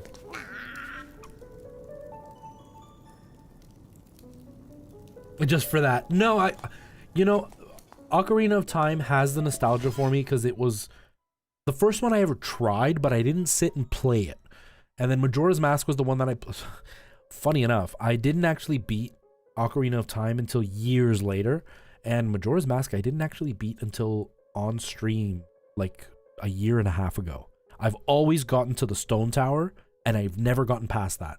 And the first time I got an N64 for Christmas that year. It was already when the GameCube was out and stuff, but I got an N64, and it was just one of those, my dad just took us out on Boxing Day, which is like Black Friday, and we bought it because it was on like super deep discount, and we got Majora's Mask with it. And I got to the Stone Tower, and then our house got broken into, and they stole all of our stuff, and that game went with it, and then I just never played it again. But that one holds the nostalgia because that's the one that was mine, and I played it. But Majora's Mask, yeah, Ocarina of Time was the first one I ever experienced. That was actually the first Zelda I ever experienced. And yeah, it's still, I just wish that Hyrule Field was a little bit more lively. I wish they would like full out remaster that game. That would be amazing. Like a full remake from the ground up, I think would be awesome to see. But yeah, it still holds a lot of nostalgia for me. Yeah, Jack, I love it. Breath of the Wild is definitely great. It's definitely great. It's like, you can play for hours and hours and hours and still not run out of things to do in Breath of the Wild. I just feel that Breath of the Wild is a bad example of a Zelda game, but it doesn't mean it's a bad Zelda game.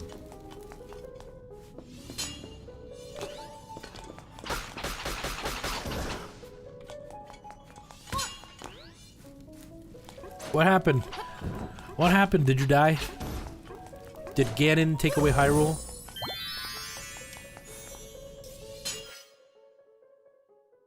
I didn't even own an N64. That's hilarious, man. That's dedication there. That is dedication. Yeah, I only ever owned that N64, and then it got stolen. And so I ended up buying one as an adult when I started my YouTube channel. When I first started, dang it, when I first started doing YouTube, I went out and bought my N64 for $80, and it came with Rogue Squadron, Donkey Kong, an expansion pack, Mario 64, no, Rogue Squadron, Mario 64, and I can't remember what else, and a controller, and it was the Jungle Green one. I blame my internet. Maybe I'm just super awesome at, like, making my voice come out at different times.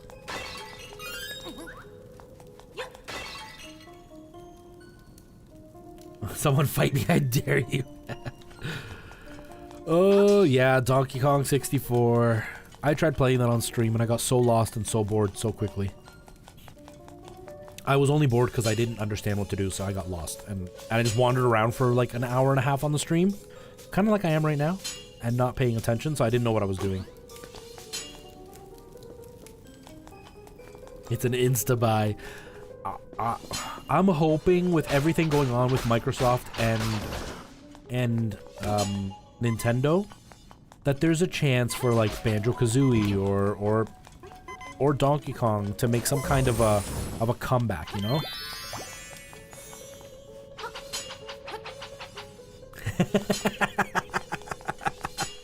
I have never had the pleasure of playing that game. I have never experienced the beauty that is Superman 64. Diddy Kong Racing? Diddy Kong Racing, because that was my jam. Being able to fly an airplane? Heck yeah. Travoto, how's it going? Welcome.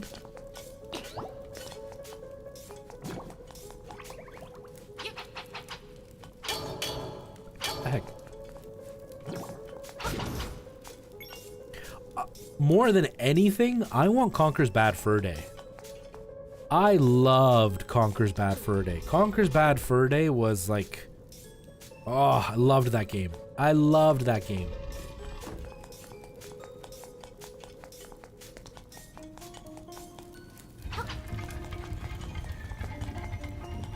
Oh, dang it.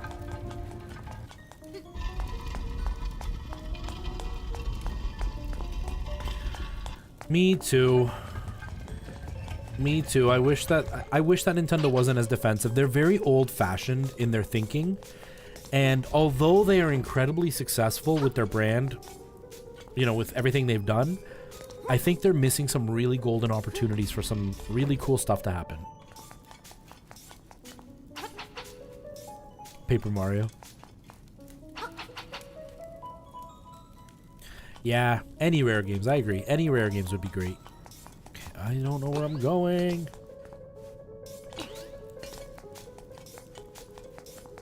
They are. They really, really are. They're absolutely the Disney of gaming. Everyone working there is a boomer. Yeah, they really don't understand how all of this works. Like the social media thing, they don't understand how streaming works.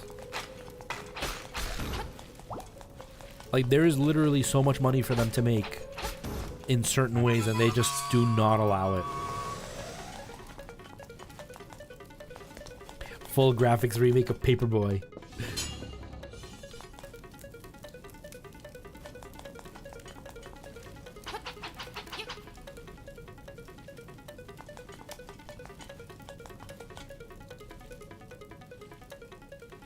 Rare did do quite a bit for Nintendo, but at that point Nintendo had done quite a bit on their own. They both kind of helped each other, and then Microsoft took over and it all fell apart, because Rare is now like the laughing stock of gaming, which is really sad because they really did some amazing things.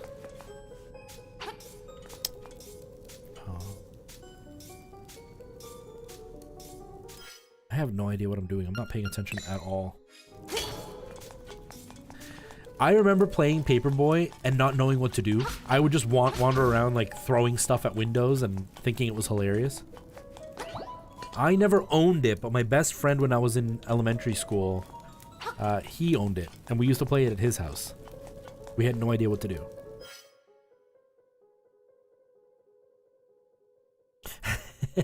You had the pleasure of renting it. How disappointed were you, Preston? How disappointed? Oh, I can't imagine how much money Nintendo would make if they made Paper Mario remakes and sold it for a limited time. Oh yeah, people would go completely crazy. Don't put it past them though. I mean, look what they did with the Mario 3D collection. GoldenEye was. I never got good at it. I never owned it. But I remember watching my cousin play it. And my cousin, he made it look easy. But he made me excited for that game.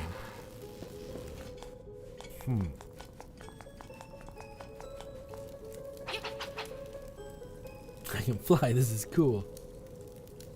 Alex Kidd was the first one you ever played. So the first one I ever played was the original Super Mario Bros. When we came to Canada, my dad bought an NES, and he bought it with that, and that's what I played when I was like 5 or 6 years old. Nope, I thought I could teleport.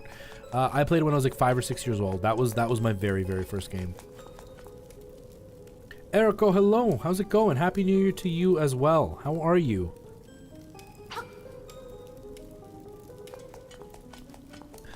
I really need to sit down and play a Paper Mario game straight through. I really need to play it straight through. I have never beaten a Paper Mario game.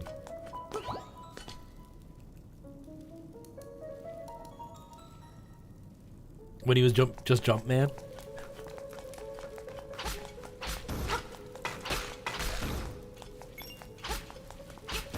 I have no freaking idea what I'm doing right now.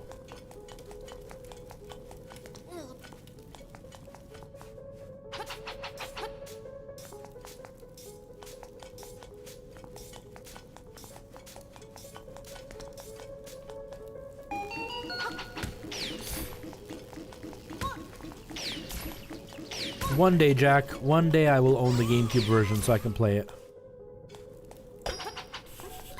You're trying so hard to find it for me.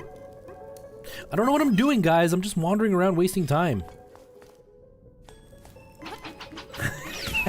Aw, you're just gonna buy it just so I can play it? You're gonna buy it? Ooh, that was flat and it tasted gross. Oh, that tasted so gross.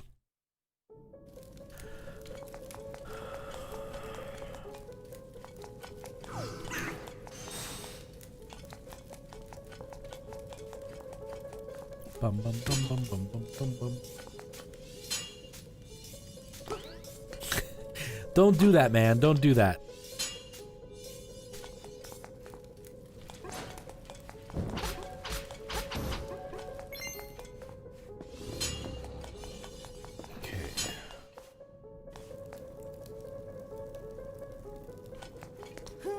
Can I do this? Can I shoot it? No, I can't shoot an arrow past that thing. I don't think. No, I can't. $60. That's a lot of money, man. Don't forget, you'd also have to ship it. That costs money, too. It was all about Pauline. It looks so sleek and cool.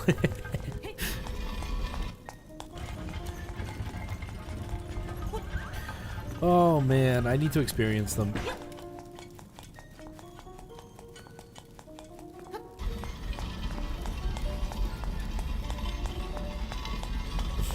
Seeing me play it would be worth it. I play it for 20 minutes and I'm like, alright guys, I'm tired of voice acting. I'll never play this again. Jack would have a heart attack if I did that. He'd show up at my door. He'd murder me. Ow, ow, ow, ow, ow.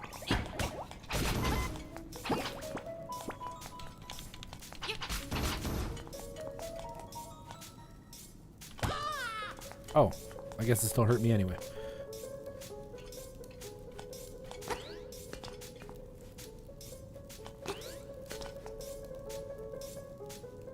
Oh, I had Bomberman on the original Game Boy. I played that for so many hours.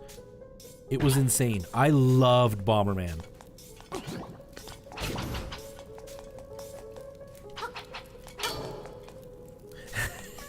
Not if Doug Ford.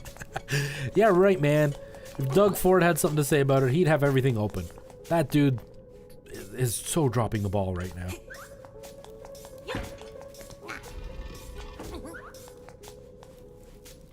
Yeah, man, the Game Boy Bomberman. Can I just throw it and hit it? Nope. Oh! Okay.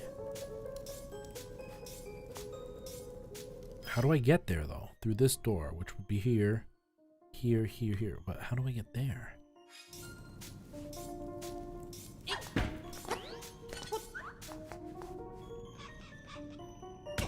Ow! Oh.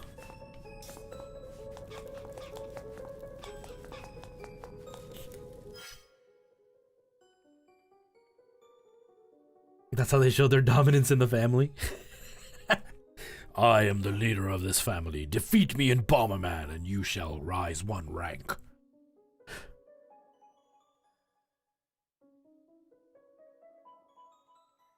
So I actually didn't get a Game Boy till I was in about grade 6, I want to say. Grade 5 or 6 is when I got my Game Boy. And it was awesome. I loved it. I loved my Game Boy. I ended up getting one of those little light things on it, like one of those cheap knockoff ones. And then I bought a bunch of games from a friend of mine. He sold them to me for like $10. He sold me like 6 games type of thing. And I loved them. I played them so much. Donkey Kong and Bomberman were the two that I played a whole bunch on there. But I actually got a Game Gear at first. What happened to my Game Gear? I want to say it got stolen. I want to say my Game Gear got stolen. Because I remember I had a Game Gear and then I lost it. And then a friend of mine offered to sell it to me. But his was broken. And then his parents yelled at him. So he had to take it back. But I got a Game Gear for Christmas. I never got a Game Boy at first. And the Game Gear is the only Sega console I ever owned until the Dreamcast.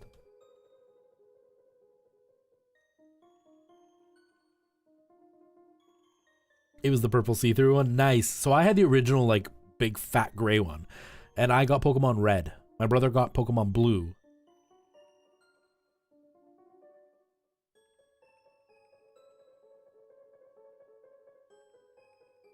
Pokemon ruined your life?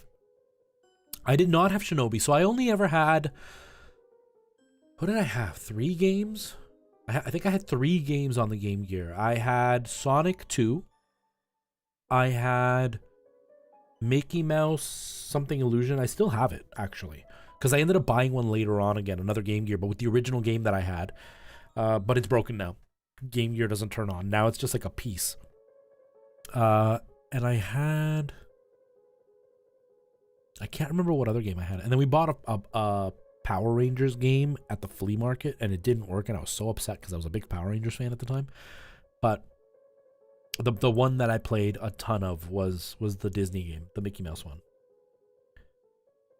Decoin Red Assassin, how's it going? Welcome. How are you?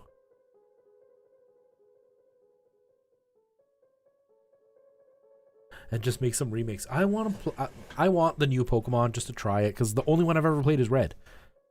I want to see how crazy it was. RoboCop versus Terminator. Oh man. Child me would be so happy with that.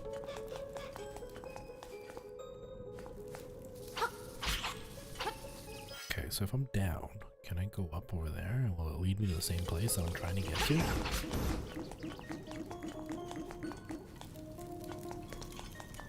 Do I know a beta fish beat Pokemon? What do you mean? Get away from me. Get away from me. Ugh. Okay. All the old games as a kid again. Yeah. Me too. You know, I played Metal Gear Solid on the PlayStation 1 for more hours than I could even imagine. Like, it's a ridiculous amount of hours I spent on that game with my brother. On the demo, especially. And we played the heck out of that game. And I've never felt that kind of excitement like I did for that game. That game, another one was Siphon Filter. That was one that I spent hours and hours and hours playing as well.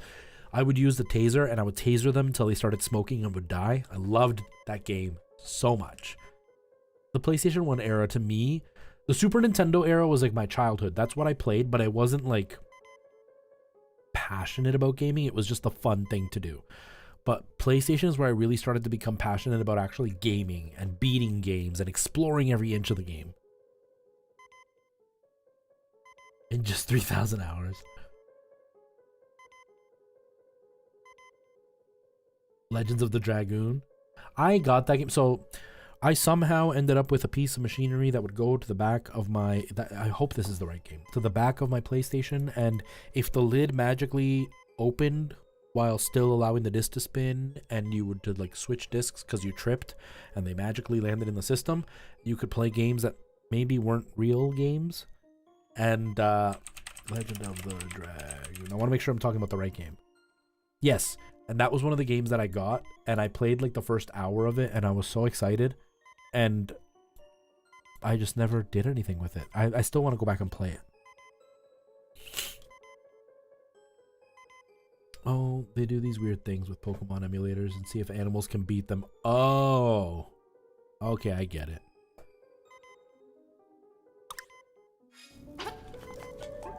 Nope, wrong button.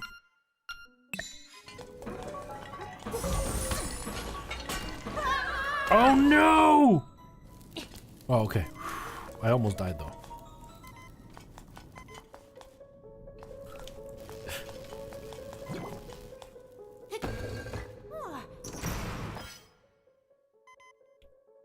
An attempt to compete. Yeah, and it looked cool, and I played it and got enough, like a few battles at the beginning, and I thought it was amazing, and I wanted to play it. But because at the time I was really clumsy and kept doing that whole disc thing over and over again, it was one of those things where like I was just getting games just for the sake of seeing if they worked, and I never actually sat down and played, except for Jackie Chan's Stuntmaster. That game, when I accidentally tripped and put it in my console, I played so much of that game. That was one of my all-time favorite PlayStation 1 games. And I played it on stream and nobody watched. Nobody liked it. You had so many accidental... Yeah, me too, man. Me too. There was this weird thing going on with those accidental games.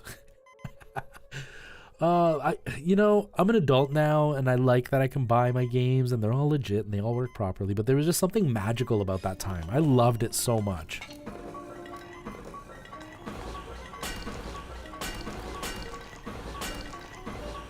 I have a feeling I'm gonna die.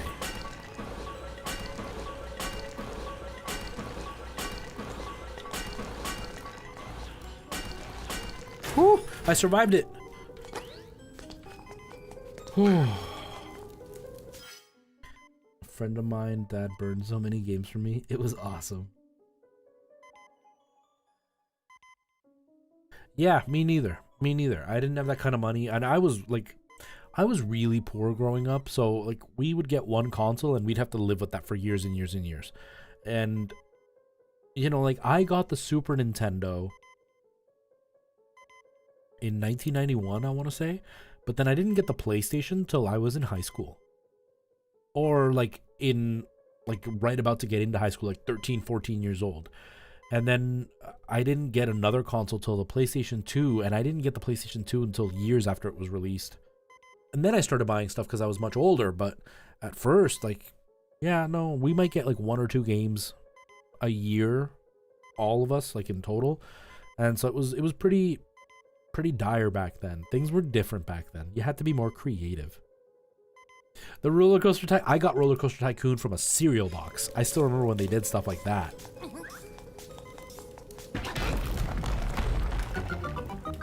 Okay. So that's 2. There's got to be a 3rd pillar somewhere. I just don't know where.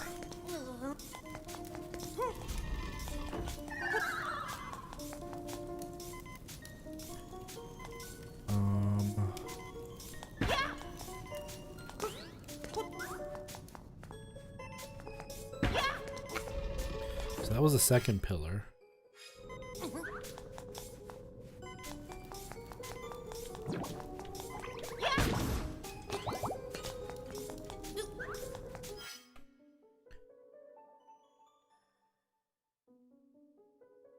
Yeah, see, and then that's like mine wasn't a single parent home, but my parents were immigrants, right? And they didn't speak the language. Like back home, my mom was a nurse, my dad was an accountant. I'm getting all stuffed up from talking so much. My dad was an accountant and my mom was a nurse, and then they came here, and like the job that they had for a while was they worked at a meat factory, but they worked at the farm portion of it, so they would go and clean like the pig pens and stuff. And then they like moved up in life and whatever, but by the time my mom got back to being a nurse, I was about 17. So at that point, I was already, you know, starting to do things on my own.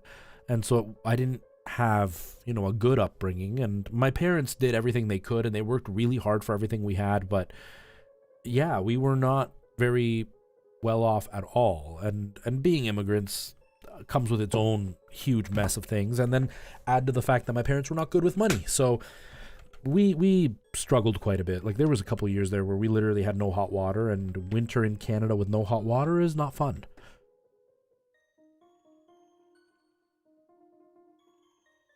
Nice, Crazy Gamer. How do you like your glasses? I have glasses. I just don't wear them on stream very often. Oops. As I break them. Ugh. See? But yeah, like, you know, it made me appreciate things too. I'm sure for you, like, you're able to buy things that you want, and you can set goals and get to them because you know that you hopefully are in a better place than you were when you were a kid. And it's kind of the same for me. Like, I have all this cool stuff, all this stupid stuff. Like, I dreamt as a kid, the kid that I said that I played Paperboy with, his dad had a game room at their house. They were wealthy. We lived in a wealthy neighborhood, but we lived in the housing projects. And so I made friends with a kid who was fairly rich. Like, I've now as an adult, I've gone and taken care of people in that neighborhood, and all of them were very wealthy. And not wealthy like millionaires, but pretty close to millionaires. And I made friends with him. So I was the poor little immigrant kid making friends with the rich kid. And his parents didn't really like me, because I remember he had one of those little like electric car things that the kids had, and I wasn't allowed to be in it because I was too big, yet we were the same age, and he would go on it and I wasn't allowed. I think it was more of the little brown kids not allowed to play with your toys type of thing. And so we were in his basement the one time, and we were playing Nintendo, and he's like, come look. And then he opened a curtain, and his dad had a game room with arcades and stuff in it. We weren't allowed to touch any of them. But ever since then, I was obsessed that I wanted an arcade in my life. And now as an adult, they came up with these, you know, arcade one-ups. I got one, but I had to save up and, you know, do what I could to get it. But I live a much better life than I did as a kid because I've learned the things that I didn't have that my parents couldn't give me because they couldn't afford it. I'm going to work harder so I can afford it and have it. But it was that, like, it taught me a lot. Like, I'm really, really good with my money now because I saw what it was like to go without, and I don't ever want to do that again. So you need to wear glasses for the rest of your life, which is all right. That's okay, man. Within reason. It's the same with me. You know, I'm not rich. I'm responsible. So I've been good, and I've got a decent job, and you know, I'm in healthcare, so I know my job is going to be there no matter what happens. I will have a job. And so I know that I'm in a decent place. I may not have anything saved up for retirement right now, but I'm hoping to change that. But I have all the stuff that I want. Like, I'm at a point now with everything that I've purchased that there's nothing that I really want. Everything else now is just kind of frivolous. If I'm going to buy something, it's just because it's cool. It's not that I want it or need it. But I've had to save up and be really, really, really smart with my money. And sometimes that means going without in other ways and making it work in this way. But it's taught me to work really hard for what I want. Really, really hard. Pipeline Lugo, hello, how is it going? Welcome. I had not spent it all. I'm just my grandfather gives me one of his million cars. Save your money, man. Save your money. But yeah, it's the same for me. I'm not rich, but I've got a decent job, and the decent job at least provides.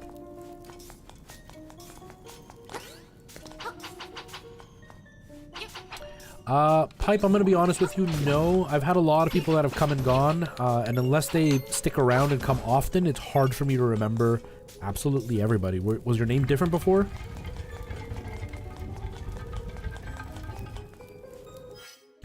Exactly, and that's what I did. Like, this camera was something that I didn't need, but my camera, like, I was using a D7000, a Nikon D7000, and I had, like, 4 lenses for it, you know, for different things. Like, I had a portrait lens, and then I had like a just carry around for everything lens, and then I had one manual lens with like a large aperture, and then I had a zoom lens.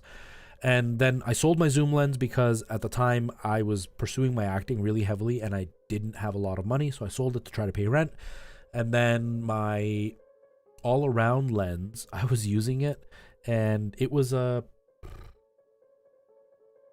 18 to 70 millimeter, I want to say, something like that. It was like a mid-range zoom lens. I was using it one time for a portrait and it just fell apart in my hands. I don't know what happened. I was literally zooming in, and as the lens came out, the ring just popped off, and then everything just fell apart, and then it was just all these lenses that were exposed with the track that they were on, but the lens became useless.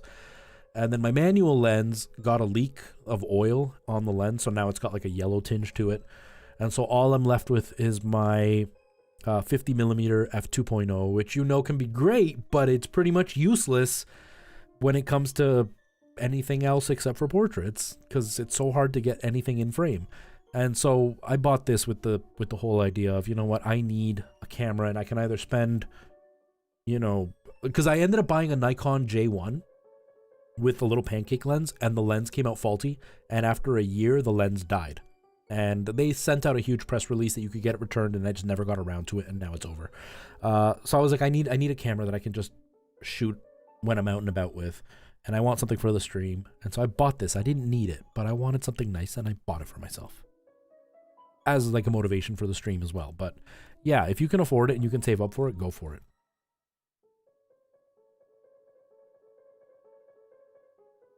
Vandal, how's it going? It was ages ago. Yeah. Was your name different before? Yeah, you know, it's the lowest end mirrorless camera, and the Nikon J1 was a mirrorless camera, and I bought it for cheaper than this.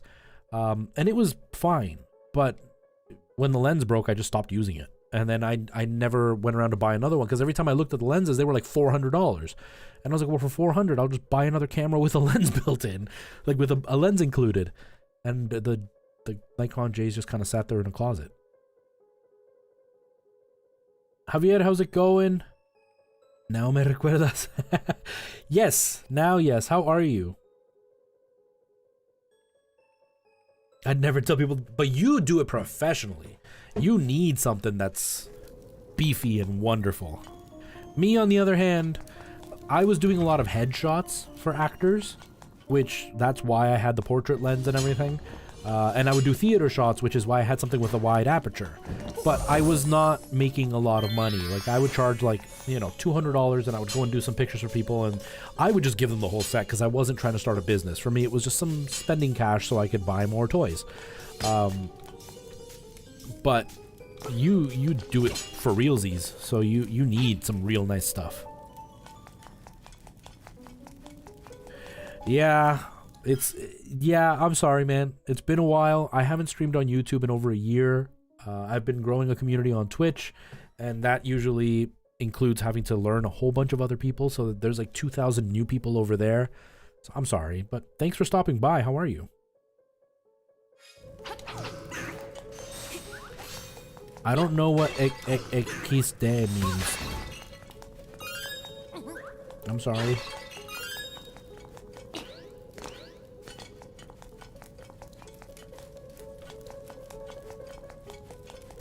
But like that's why I got the D7000, because it was mid-range enough that I could make it look decent, but it still wasn't like a complete beginner camera, so it did pretty much everything I needed. I'm sure you've got stuff that would make me drool. I was like my uncle. My uncle, he's fairly wealthy. He's a computer engineer or something. And he makes good money, and so he's got like super expensive lenses and everything. And then he found out I did photography, so he showed up to show me all his stuff. But it wasn't it wasn't one of those we're passionate about the same things, look at my equipment. It was more of like, I'm rich and you're not, look how cool my stuff is. Because he's a terrible photographer, like just terrible. Like I take better pictures with my phone.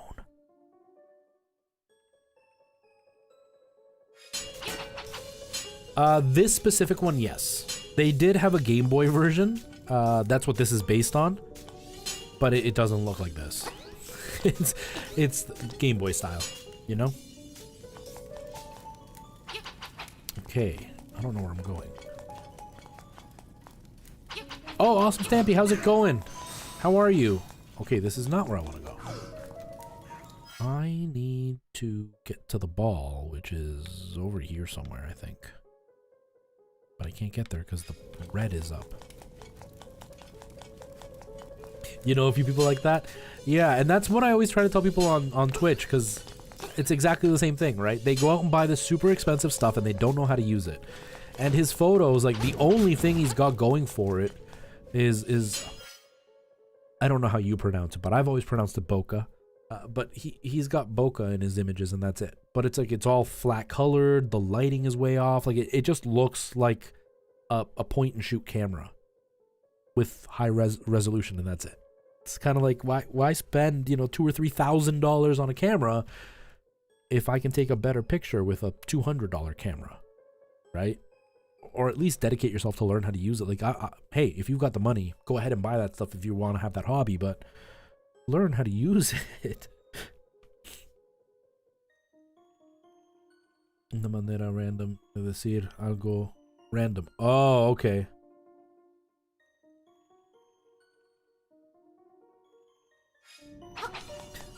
I've been going through the store jack over and over and over again, and I have not found a single game that makes me go, yes, I need that game. Which kind of bums me out. Kind of. Okay, I gotta get up through there.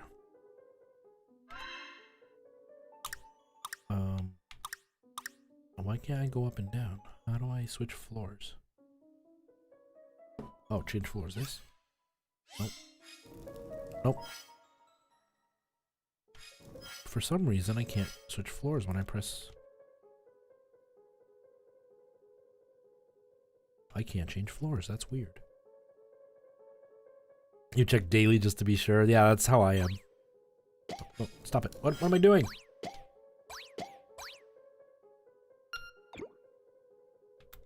Oh, did I? My controller died. My D-pad doesn't work on the controller. That's really disappointing. My D-pad broke. I just noticed that.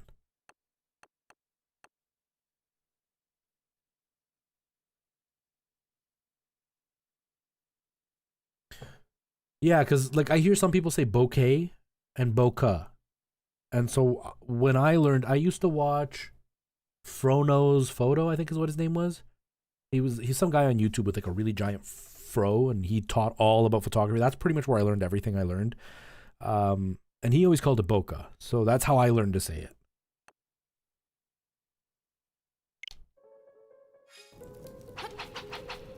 Oh, it's Red Dead Online. Yeah, don't buy that. You know of him. Yeah, I learned a lot of the basics from him, right? Like, when I get into something, I really get into it, and I spent hours and hours and hours just reading about everything I could. And he was one of the few that was teaching photography who wasn't teaching studio specific, right? Because a lot of the photographers out there are teaching you studio specific. Like, all they're talking about is what you would do in a studio. And I was some guy that was going to theaters and I was shooting out on the street and stuff. So it's like I just wanted to learn the basics of what I needed to do and not three-point lighting because I don't have three-point lighting. Okay, so... I can't believe my controller broke. I'm so bummed out. That's like you? Like now I've had to learn way more about proper like three-point lighting and stuff because streaming this kind of is my studio. So I work much more with lights now, but at the time, you know, you'd always get those guys that were like in their 40s, balding, and I'm going to teach you today, guys, about three-point lighting. So when doing three-point lighting, you're going to want to have... It's like, oh man, you're so boring. Whereas the fro guy was like more like, hey guys, so today we're going to be working. Like he was more energetic, more... Just like, I'm a street photographer, let me show you what I know. Practical things off YouTube. yeah, and that's how it is with most art, right? Like, I went to theater school, and I learned a lot of, like, theoretical stuff and analytical stuff about theater, but most of the stuff that I learned was when I was on my feet on stage, roughing it.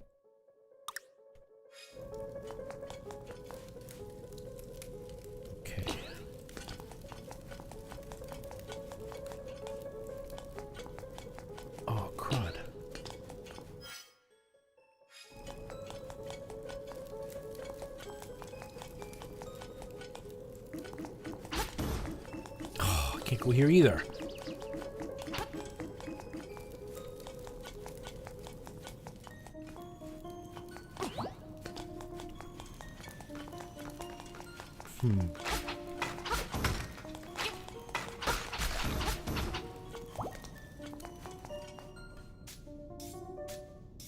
Exactly. Books will teach you some of the basics. Books will show you how to work with stuff. I may have solved it for you. Yeah, man. YouTube. It's all about YouTube. That's how I learned everything. Honestly. There's just so much on YouTube. Like, streaming. I learned everything about streaming from YouTube. Obviously testing it out. But it's a lot of watching YouTube videos. And, yeah, three-point lighting. This is what I'm using right now. So I've got... Mine's not as good because I don't really have the shadow thing going on. Because... it's streaming. I'm not going to go for, like, a super dramatic look. But it's pretty much what I've got. Like... Can't show it because it's so far away, but like that light over there adds just that slight, see on my face here, this little bit of like highlight. That's what that light's adding. And then this light's adding, you know, light here, and this one's adding light here, and it's 3-point. Now obviously you want different balances and stuff to be able to get shadows in certain areas and whatever, but that's a lot of trial and error, and I don't have time for that. Ain't nobody got time for that. They're not good enough with ring lights. Ring lights are good. They'll get you, you know, some basic stuff. But if you're looking to have, you know, some... Yeah, you're noticing a lot of shadows. Well, the thing with a ring light is it needs to be fairly large. And it needs to be fairly close to give you that really nice lighting. But they're usually used for, like, beauty things. It's a good way to start, obviously. And they're cheap. So you can use ring lights. Like, that's what I'm using back there. It's my ring light, right? But... yeah, three-point lighting is going to give you a lot of control over what you want. Yeah, especially in a small room, and when I'm trying to get the background to look nice, and those RGB lights are so dim, I literally, this light that's right here, I have set at the lowest that it'll go. It won't go any darker than that. And that light I've got up to 20%. Yeah, it's at 20% right now, and I'm fairly well lit.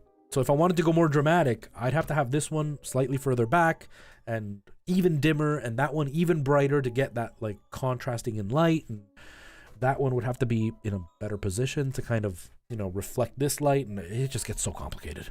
It's just, and this room is too small, and with streaming, I'm just trying to look decent on camera for the stream. No Mario. No Mario. I haven't played Mario in a few weeks.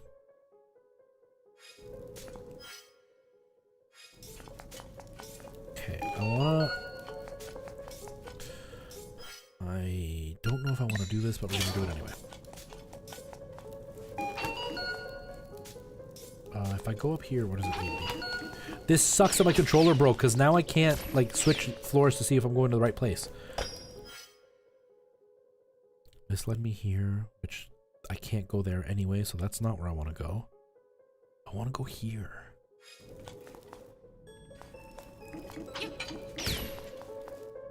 How do I destroy that thing?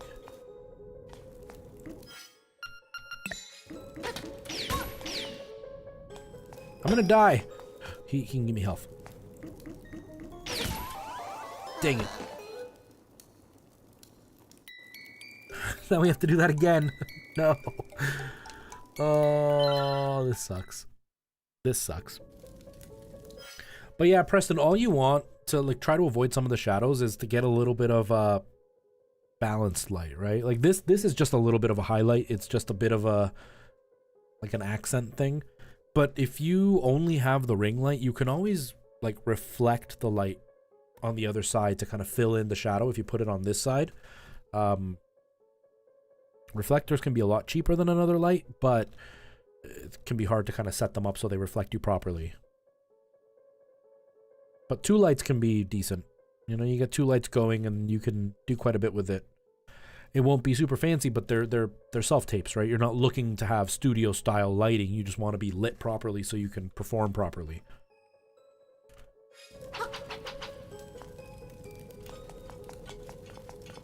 You're gonna platinum everything? You're just gonna platinum everything, and you're gonna be like, I have nothing to play now.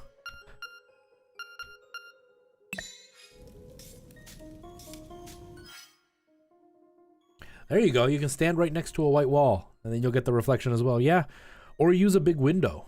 If you've got like a decent sized window and it's, you know, reflecting in, you can get that light to do like that to be one light, and then use the ring light as another light, and there you go. There are some really, really cool TikToks that look really high quality, and they're literally just standing by a window.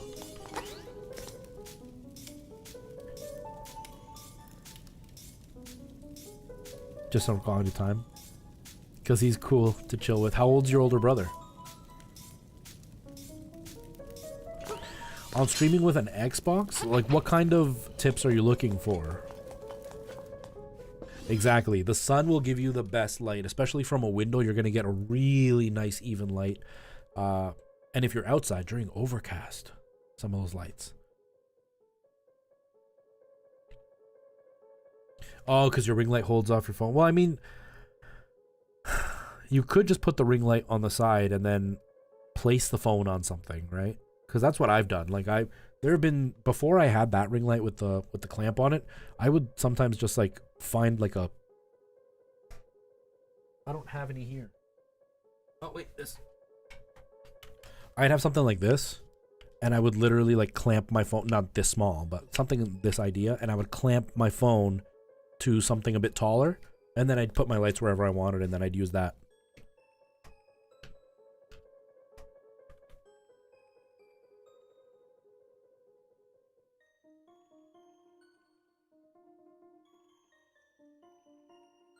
Like, can I stream with only an Xbox? No, you can stream with only an Xbox. You don't need a PC. There's a way to stream straight from your Xbox to Twitch. There's a way to stream straight from your PlayStation to Twitch. You're just going to be limited on the things you can do. Because, like, I can do things like this. And you won't be able to do that with an Xbox. But you can get yourself live. You can get certain alerts to show up. You can get, you know, your chat on screen and stuff. It just won't be fancy. But it's all about building a community. Getting live and just building a community is more important than having a fancy computer with all the fancy stuff. You've blue tacked your phone to doors. And that's it. It's about getting creative.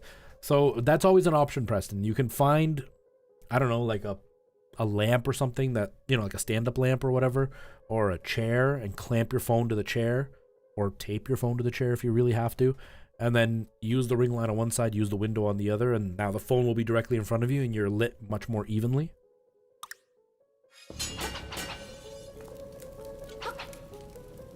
No. I'm going to say no, Tim. Because if you're going to go really cheap for a PC, like if you're going to buy like a $300 PC, you're not going to stream well. You're not going to get any of the fancy stuff to work anyway. And you're going to end up having to upgrade the PC and you're going to throw away more money. It's better to stream straight from your console and build a community. Nobody cares about how fancy your stream looks like. Nobody cares about how fancy your camera is or your sound or any of that. They want a community. They want a streamer who's interesting. And eventually, if you can save up over time, buy a fairly decent computer. Because if you're just going to go cheap, you're going to regret it. You're going to have so many headaches. You're going to struggle so much. One of my moderators just started streaming, and she just bought a capture card, and her laptop cannot use the capture card because it can't keep up. And now she has to buy another laptop. And so it's one of those, eventually you start having mistakes and issues, and you're needing to upgrade, and you're going to throw away more money than you need to. Hello, Tara. Welcome back.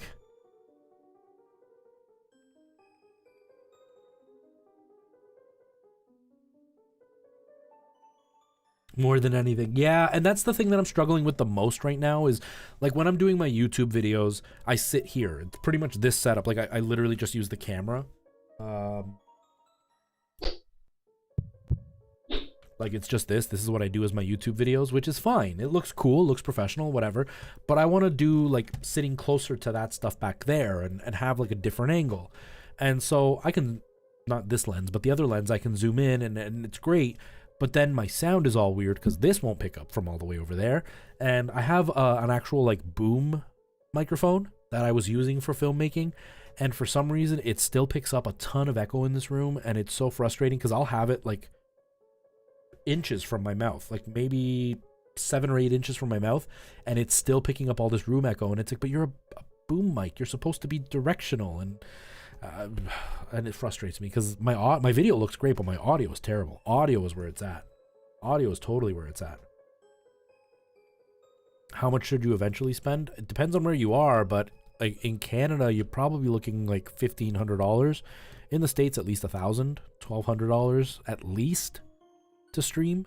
Now, if you're going to be streaming consoles, if you're going to be streaming like PC gaming, you're going to want to push closer to like $1,500 because you need something that will stream and game at the same time.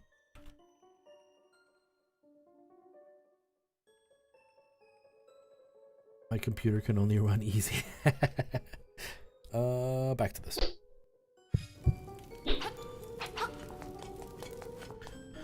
Yeah, you're looking at about $1,500 Canadian.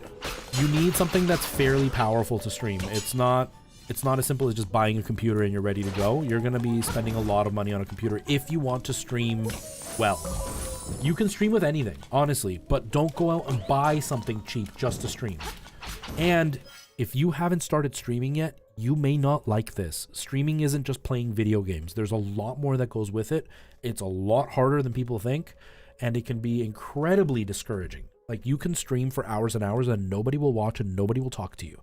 And that can be really hard. Or you stream for hours and nobody subs or follows and they're watching, but they don't really care or they're being mean. So don't go out and spend $1,500 and not know if this is what you want to do, because that's a lot of money to throw away for something you may lose interest in. Like I said, this is really, really hard work. It's not just sitting and playing video games. A lot of people think that they like playing video games, they'll like streaming. Streaming is so much harder.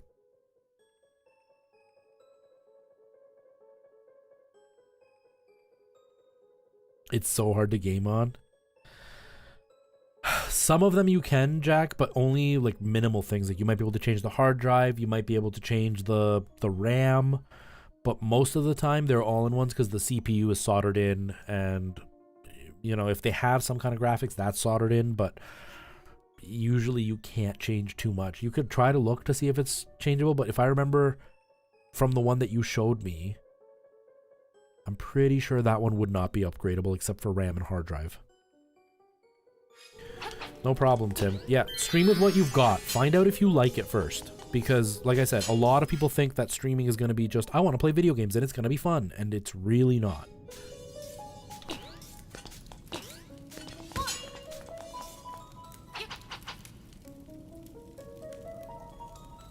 And all you could do is add RAM. Exactly.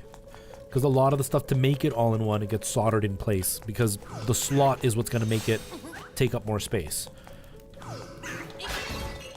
All-in-ones are great, and it's what I mentioned to you at the beginning. They're great because they don't take up space. They don't really, you know, they're easy to move around if you're going to change rooms or whatever. Cable management is a dream with them. But then you want to game on them, they're super limited because they're not made for gaming. They're made more for offices. They're made more for workspaces.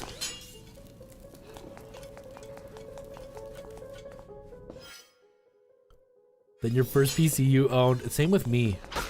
My very first computer, I remember the very first computer we ever got was one that my uncle built for us, and it had a couple of like kids games on it, and it had Doom.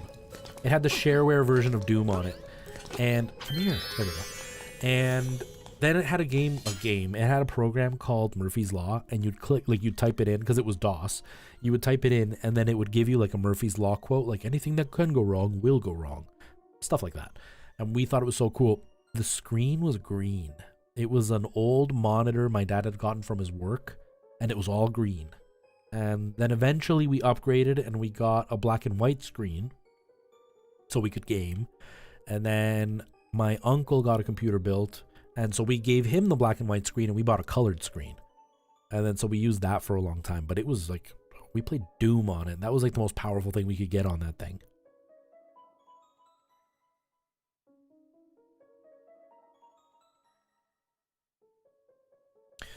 Yeah, Jack. A gaming laptop is good. Just be prepared that a lot of gaming laptops overheat, and so they start throttling. So you might have really, really powerful stuff inside of it, and when you start gaming, it's like, yeah, you know, 1080p, 60 frames a second, everything's great, max graphics, and then like 20 minutes in, all of a sudden you're dropping down to 30 frames a second, and you're dropping frames left, right, and center, and then and things start to really get choppy, and it's because the laptop overheats. I think gaming laptops are very niche and very dangerous for a lot of people because they're expecting, you know, a 1080 or a 2080 to perform awesomely on it, and it doesn't perform anywhere near as good as the desktop one is because of heating and over throttling.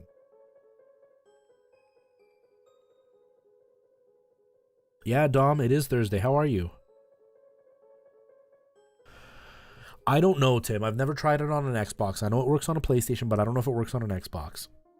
You can only run low-end Minecraft and Among Us. Yeah, and that's what happens with a lot of those all-in-ones. My school had PCs like that when I was growing up. The green screen. Yep. Pretty much that's what they were all for.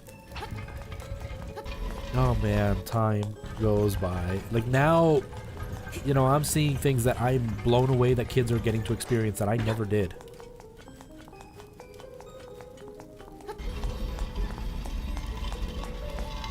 I remember when I got my first computer that actually ran like a 3D graphic game. Like, and I'm talking, it was Dance Dance Revolution that it ran. And you know, that's not a super intense game, but I was so impressed that it played Dance Dance Revolution.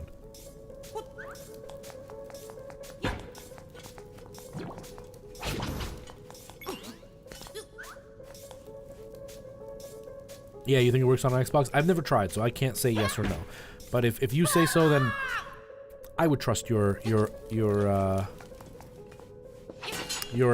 experience. I can't remember what word I was trying to use, but that's pretty close to what I was trying to say.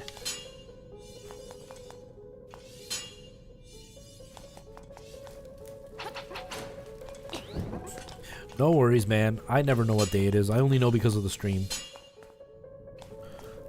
I've been wandering around, guys, for hours. I have no idea what I'm doing. Not for hours, for 1 hour, but still lost. We haven't done any real progress. We knocked over one pillar.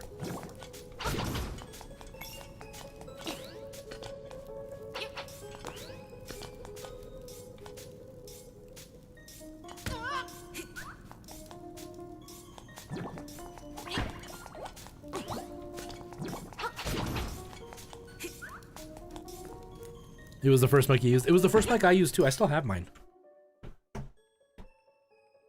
Right there. I still have mine.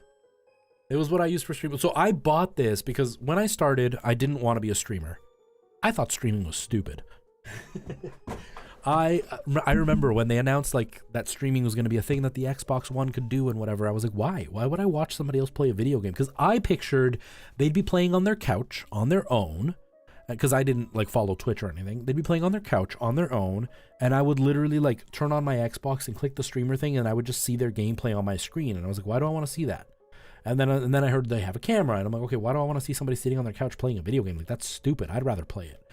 And so when I got onto YouTube, I was doing video game reviews. And so, like, you know, the AVGN and stuff, it was that kind of idea of like reviewing a game and giving you my opinions and stuff. But instead of being like this angry dude, I was going to be a serious reviewer, kind of like the annoying viewer and the streamer that I do. I was going to be a serious reviewer, and I was going to have a dumb character torturing my guy as I tried to give a serious review. And I was going to do like a whole sketch comedy thing. And so I did a few of those. So I got the Blue Snowball specifically when I would do my voiceovers, because I would show gameplay kind of like the AVGN does and speak on top of it. And so I would use my Blue Snowball as my microphone that I would do my voiceovers with. And then I'd go back to the regular gameplay and use the terrible built-in microphone. That's why I bought the boom mic, the built-in microphone on the camera to do the rest of the skit. And that's how I started. An old iMac. Why would you want to watch someone else play? That was my idea. And so basically my brother's wife was like, you need to stream, you guys are so funny, talking to my brother and I. And I was kind of like, no, I think it's stupid. Like, I want to be a content creator. I want to keep acting and writing scripts and learning how to edit and learning how to film, because I would love to make my own like short movie type of thing. And then one day it was one of those, I would spend 4 or 5 hours gaming and recording just raw footage so I could go and review it. And I was like, well, if I'm going to play 4 hours by myself, why don't I just stream it and see what happens? And so then I started doing that. And then I got my brother involved, and now I don't do video game reviews, and now I'm here. I have an Acer monitor. I don't know the model. I have two. I have 2 Acer monitors.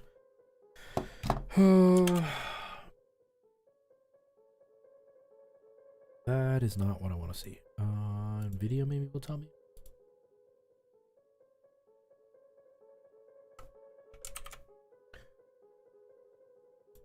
So my main monitor is an Acer XV272U.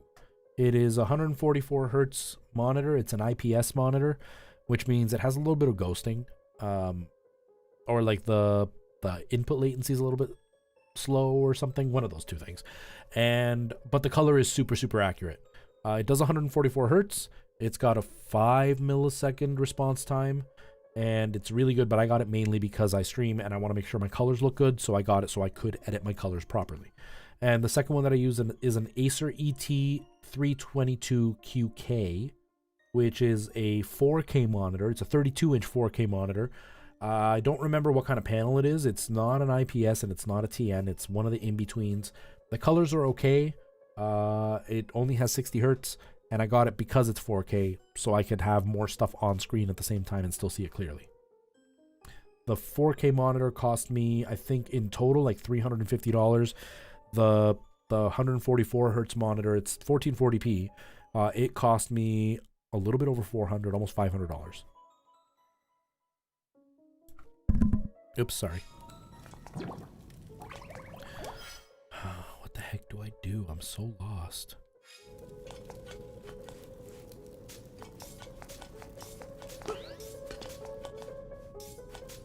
Oh. That's fine. That's fine. That's what I wanted.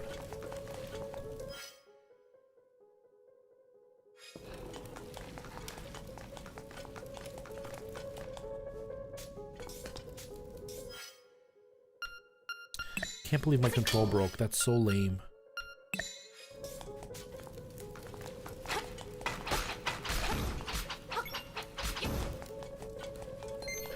But just again, Tim, don't compare yourself to other people when it comes to the equipment they've got, because my setup has easily cost $5,000. Don't invest $5,000 if you're just starting. You don't need all this equipment. You really, really don't.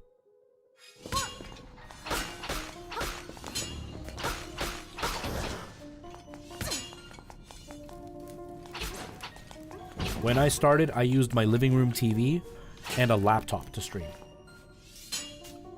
And a built-in webcam from my laptop.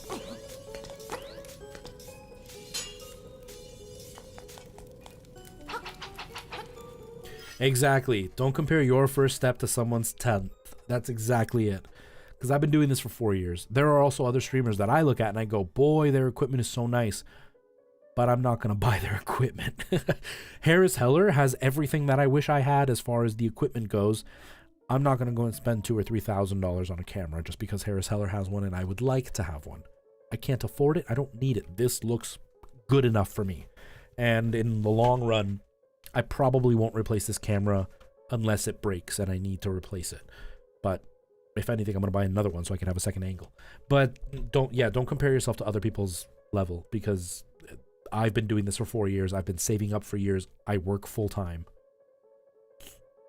Exactly. I wouldn't notice a difference. I really, really wouldn't. There might be a little bit of a better color accuracy, and maybe some of the bokeh would come through a little bit nicer because the lens would be more sensitive or whatever. Little details that I would notice and nobody else would care about. And certainly not worth the thousands of extra dollars I would spend. I'd rather spend $500 on a second camera. It's just like I have some people that ask me, you know, what camera do I use because they're thinking of buying one. And it's like, no, don't do that. You can buy 2 C920s for less and you'll have more use out of them because you don't know if you're going to like this in 6 months. The amount of streamers that I've met that literally within 6 months give up streaming.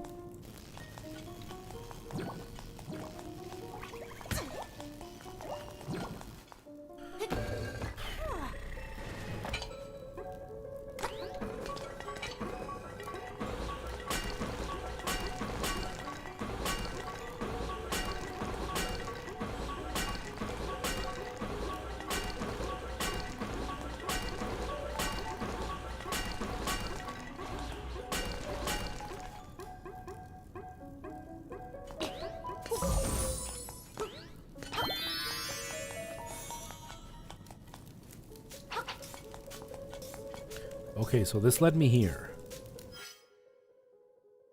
If I push this there, no, this leads me right back to where I was, which is not where I want to be.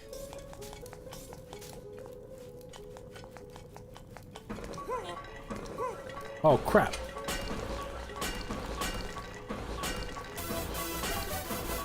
Monkey Spy! Oh, that's over on Twitch.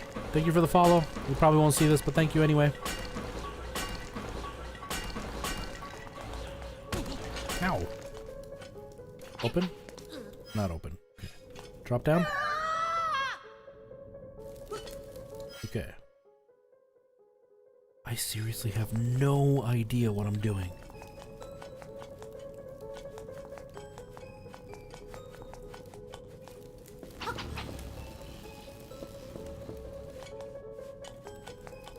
I'm so lost. This happened the last time I played this too. I got completely lost in this game. In this temple in particular. I can't even switch floors because I broke the darn thing. Hey, thanks for following over on Twitch, man. I appreciate that. I should probably do that. I appreciate that, man.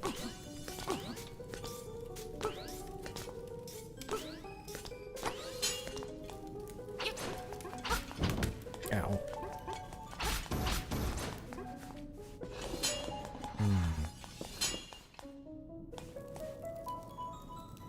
Oh, aha! I got the mirror shield, yes!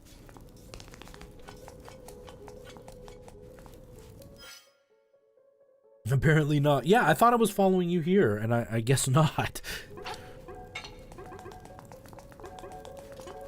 Here we go. Here's the real stuff.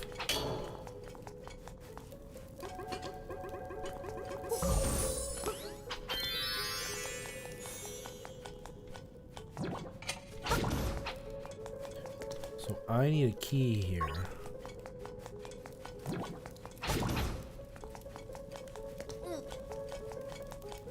Consult the guide.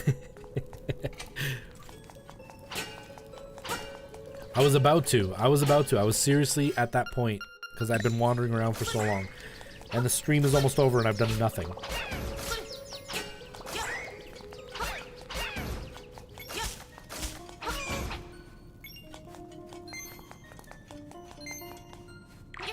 Yeah, you'll be able to see when I'm live. So Tuesdays will probably be the best time for you. Just because of the way that my scheduling is, it's always at this hour. Unless you're actually a night owl, which I am not. I'm asleep by 10. But if you're actually a night owl, then yeah, this is the time I stream most days. Yeah, I'll be here every Monday. Well, I'll be here Thursday, but I'll be on Twitch on Mondays and Fridays at the same time. Fridays is me being scared, so there's a lot of screaming involved. But yeah, Mondays, right now we're playing the Jedi Fallen Order, and it's usually like this. I'm just wandering around and chatting a lot.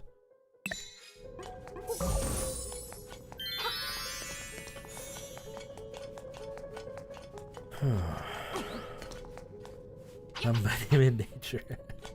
Not me. I turned old. I like 10 o'clock and I'm already dying. There are nights where I'm like, yeah, I want to stay up late. But most of the time, like 10 o'clock, I'm like, yeah, I want to go to bed. I want to go lay down and just go to sleep. I haven't decided yet, Preston. I haven't decided. I did. I finished Amnesia. I am, Tara. I am doing spooky.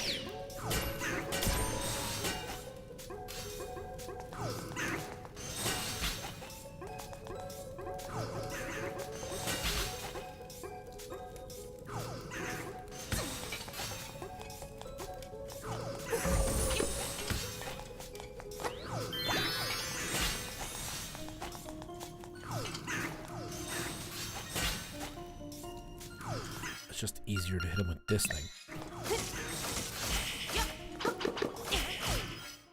Or this.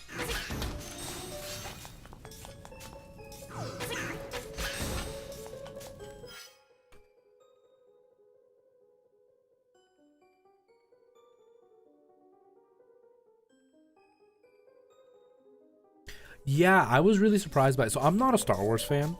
Nothing against Star Wars. I'm just not a Star Wars fan. I don't like George Lucas's editing style in Star Wars. You know, the swipes and stuff. I can't get past them. And the storytelling, at least in the one that I've tried watching, which was number 4, I think. It's just really like slowly paced. The pacing just seems off for me. And so I haven't been able to watch them. And so Fallen Order, I kept hearing that it was like Dark Souls, and I needed to try it because it was like Dark Souls, and I'm a huge Souls fan. And so I tried it. And I've been really, really surprised by it. I'm really enjoying it. I just don't like that once you beat the whatever objective it is on the planet, getting back to the ship can be so hard to do, but I'm loving the game. The Wizrobes, yeah. Tim, same time as today. Same time as today. Ow.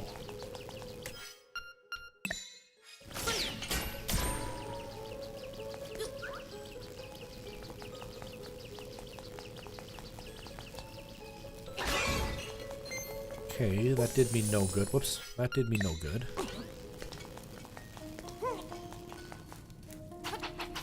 I haven't played Sekiro yet, and I haven't played, I got Neo, but I only played like halfway through it. I didn't actually beat it, and I've never played Neo 2. But Sekiro, I hear, is amazing. We on stream, my brother and I beat Bloodborne with one stat challenge, like only leveling up one stat and nothing else. He beat the final boss. I couldn't, and then once he beat it, he couldn't help me, so then I got stuck and it was over. And then we beat Dark Souls 1 with one stat. We just beat Demon Souls, just a plain run through, and now we're starting Dark Souls 2 with a one stat challenge. We had done armorless challenges up until then, but now we're doing one stat, and we were doing an armorless challenge, and was it a shieldless challenge? I think it was just armorless on Dark Souls 2, but we got stuck because we were playing the original Dark Souls 2, and the servers are garbage now, so now we're playing the re-release where they did all the DLC and stuff, and we're hoping that the servers will be a lot better for that.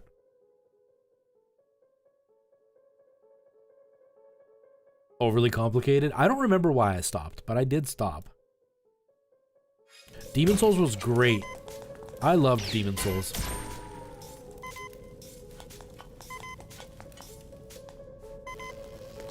No key there either.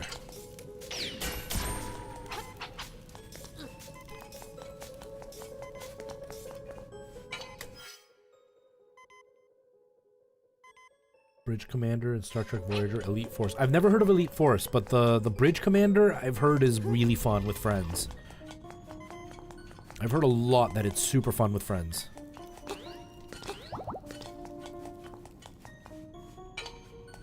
Hey, I'll help you. I'll help you, Preston. I'm so down to play that some more. Although I don't think you'll need the help. It was really weird. You have to play it like in the right order, or else we did it in the complete wrong order, and by the end it was just cakewalk. But it was really fun. And we started Dark Souls 2. I went back to Demon Souls yesterday, and it's so pretty. It's such a pretty game. Left 4 Dead is fun. It is fun. Oh, oh, oh! I haven't got to do this the whole time. Hey, Runt. You think you can take me? All right, boys. Get this punk out of my face.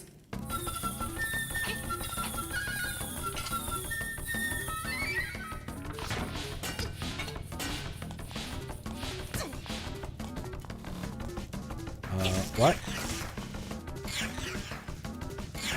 You're gonna have to do better than that. If you leave even one on, I can keep bringing more buddies to help me. Here goes, short stuff.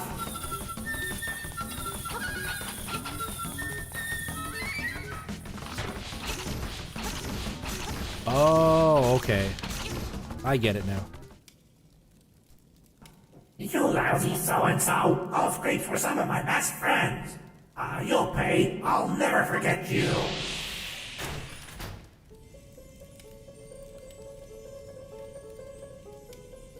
So Dark Souls 2 was the first one I ever played.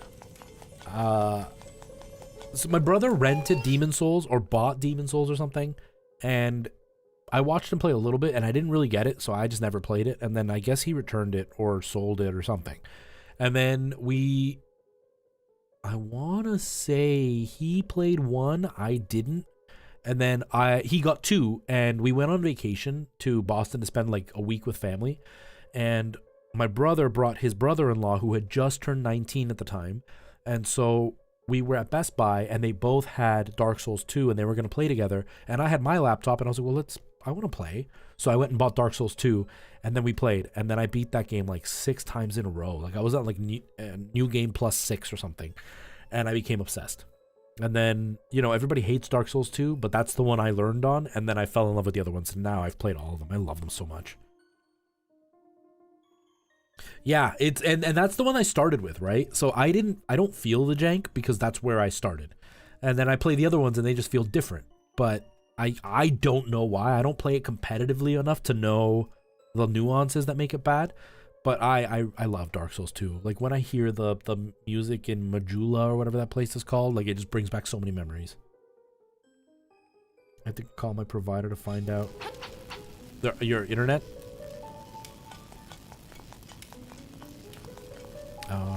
What?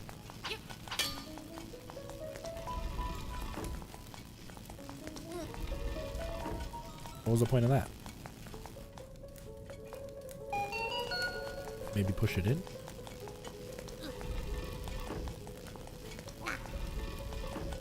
Nope.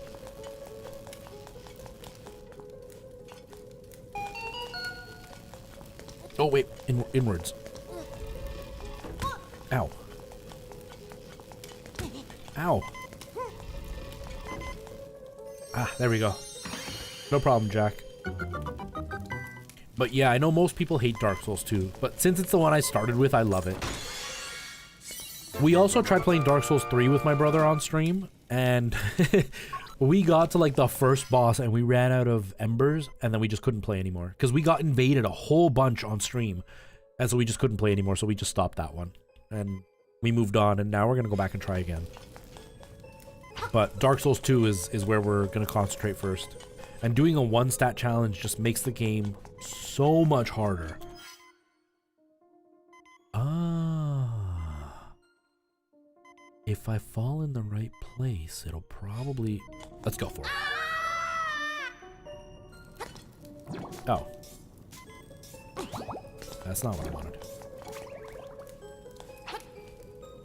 Yeah, but we play with my brother together. Or do you mean like you can stop invading?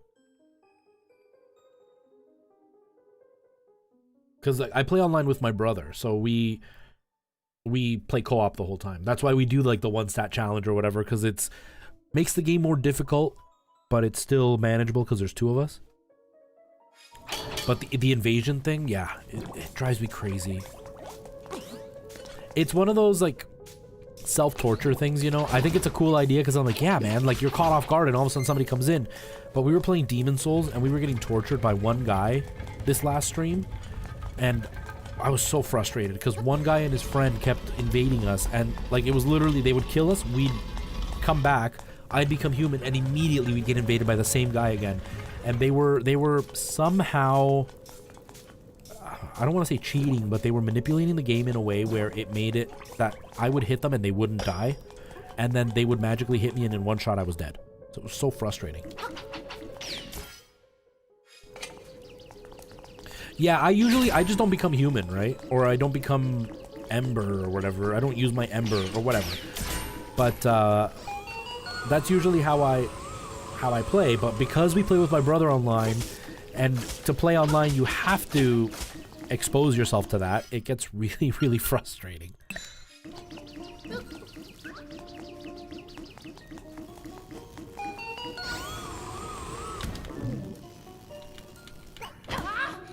Not what I meant to do.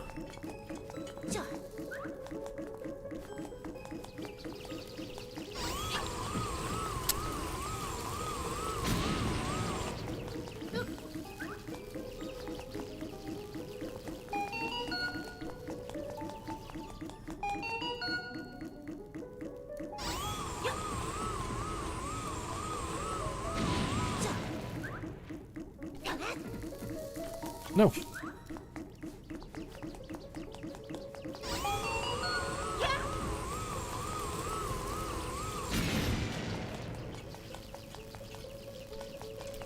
Get away from me.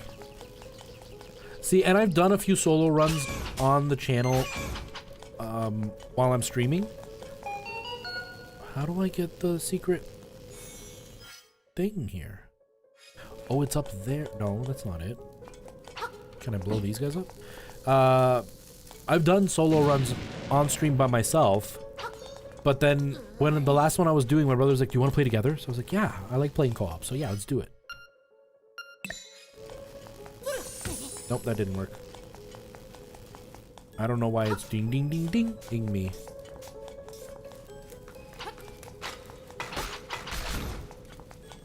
But I'm like a huge fan of those games. Like I love them. I love them so much.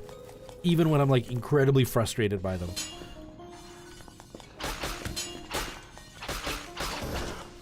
I don't remember where to go.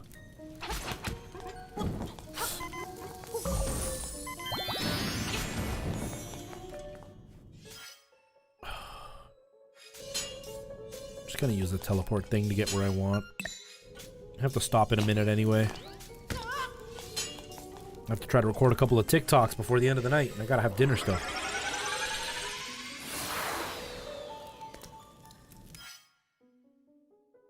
Yeah, and that's it. Like, they scale with you, so they make it more difficult, and I don't know, I just love them. I love those games. I love the whole idea. I wish, and I've said this so many times, so somebody's gonna eventually do it.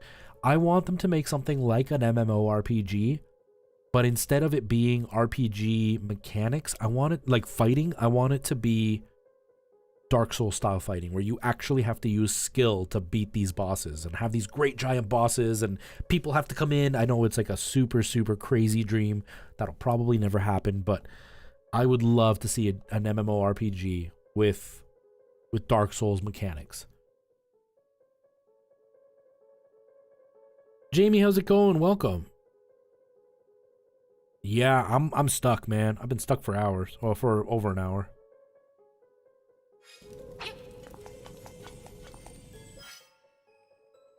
Okay.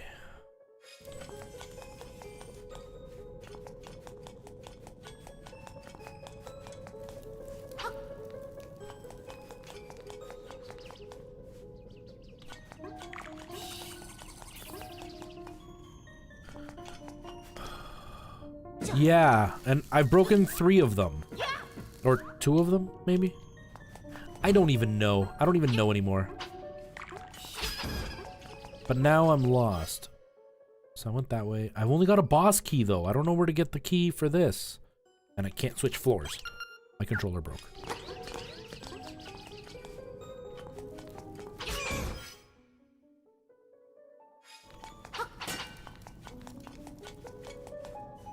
Straight out of Twilight Zone. I like this music.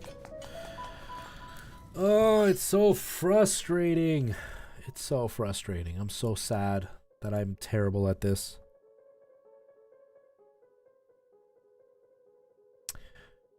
Bum bum bum bum bum bum bum bum bum bum bum bum. Guys, I need to stop. I need to stop. I can't keep going because I'm gonna get myself locked up in this game, and then the missus is gonna starve waiting for me. And if I don't go, we're both gonna starve. And I need to record some TikToks, and I have to work super early tomorrow. I can't push tonight, guys. I'm so frustrated. That really sucks. That's okay though. That's life. Guys, I don't really have anybody here live that I can raid. Like, yeah, I don't really have anybody here to raid right now. So I think I'm just gonna leave it tonight, guys. I think we're gonna just move on with nothing. I've earned it. This is, man, I've been streaming now for 3 hours, and on Thursdays there's not really much I can do because I have to be up super early tomorrow, and it's a long day tomorrow. So I can't really push much further.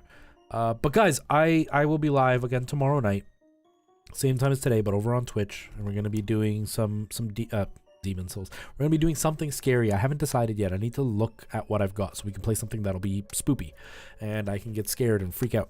And yeah, if you guys want to see me scream like a baby, that's a really good night to come and hang out, because I will scream like a baby. Tim, have yourself a good night. Tara, thank you for being here. I really appreciate the fact that you take the time to come say hi. It really means a lot to me. Dude, AJ, thank you so much for taking the time to be here. Guys, if you are interested, Preston, check out AJ's channel, because he's all about film and stuff. Jamie, thank you for following over on Twitch as well. You should check out his channel, man, because he does, like, he knows what he's talking about, and he talks about lighting and all that kind of stuff. He's great. But yeah, I'm gonna get out of here. I'm gonna go get something to eat, and then try to prepare to record some TikToks and see if I can come up with something funny for people to watch. All right, guys, have yourselves a great night. Hopefully I see you tomorrow. If not tomorrow, I am live on Saturday. I keep forgetting to tell people this. I'm gonna be live on Saturday, guys. We're gonna be playing Mario Kart. I haven't decided if it's going to be here or on Twitch. It'll probably be on Twitch, and we'll play some Mario Kart with viewers on the Switch, and it'll be fun. All right, have yourselves a good night. I love you all. Take care, guys, and I will see you later.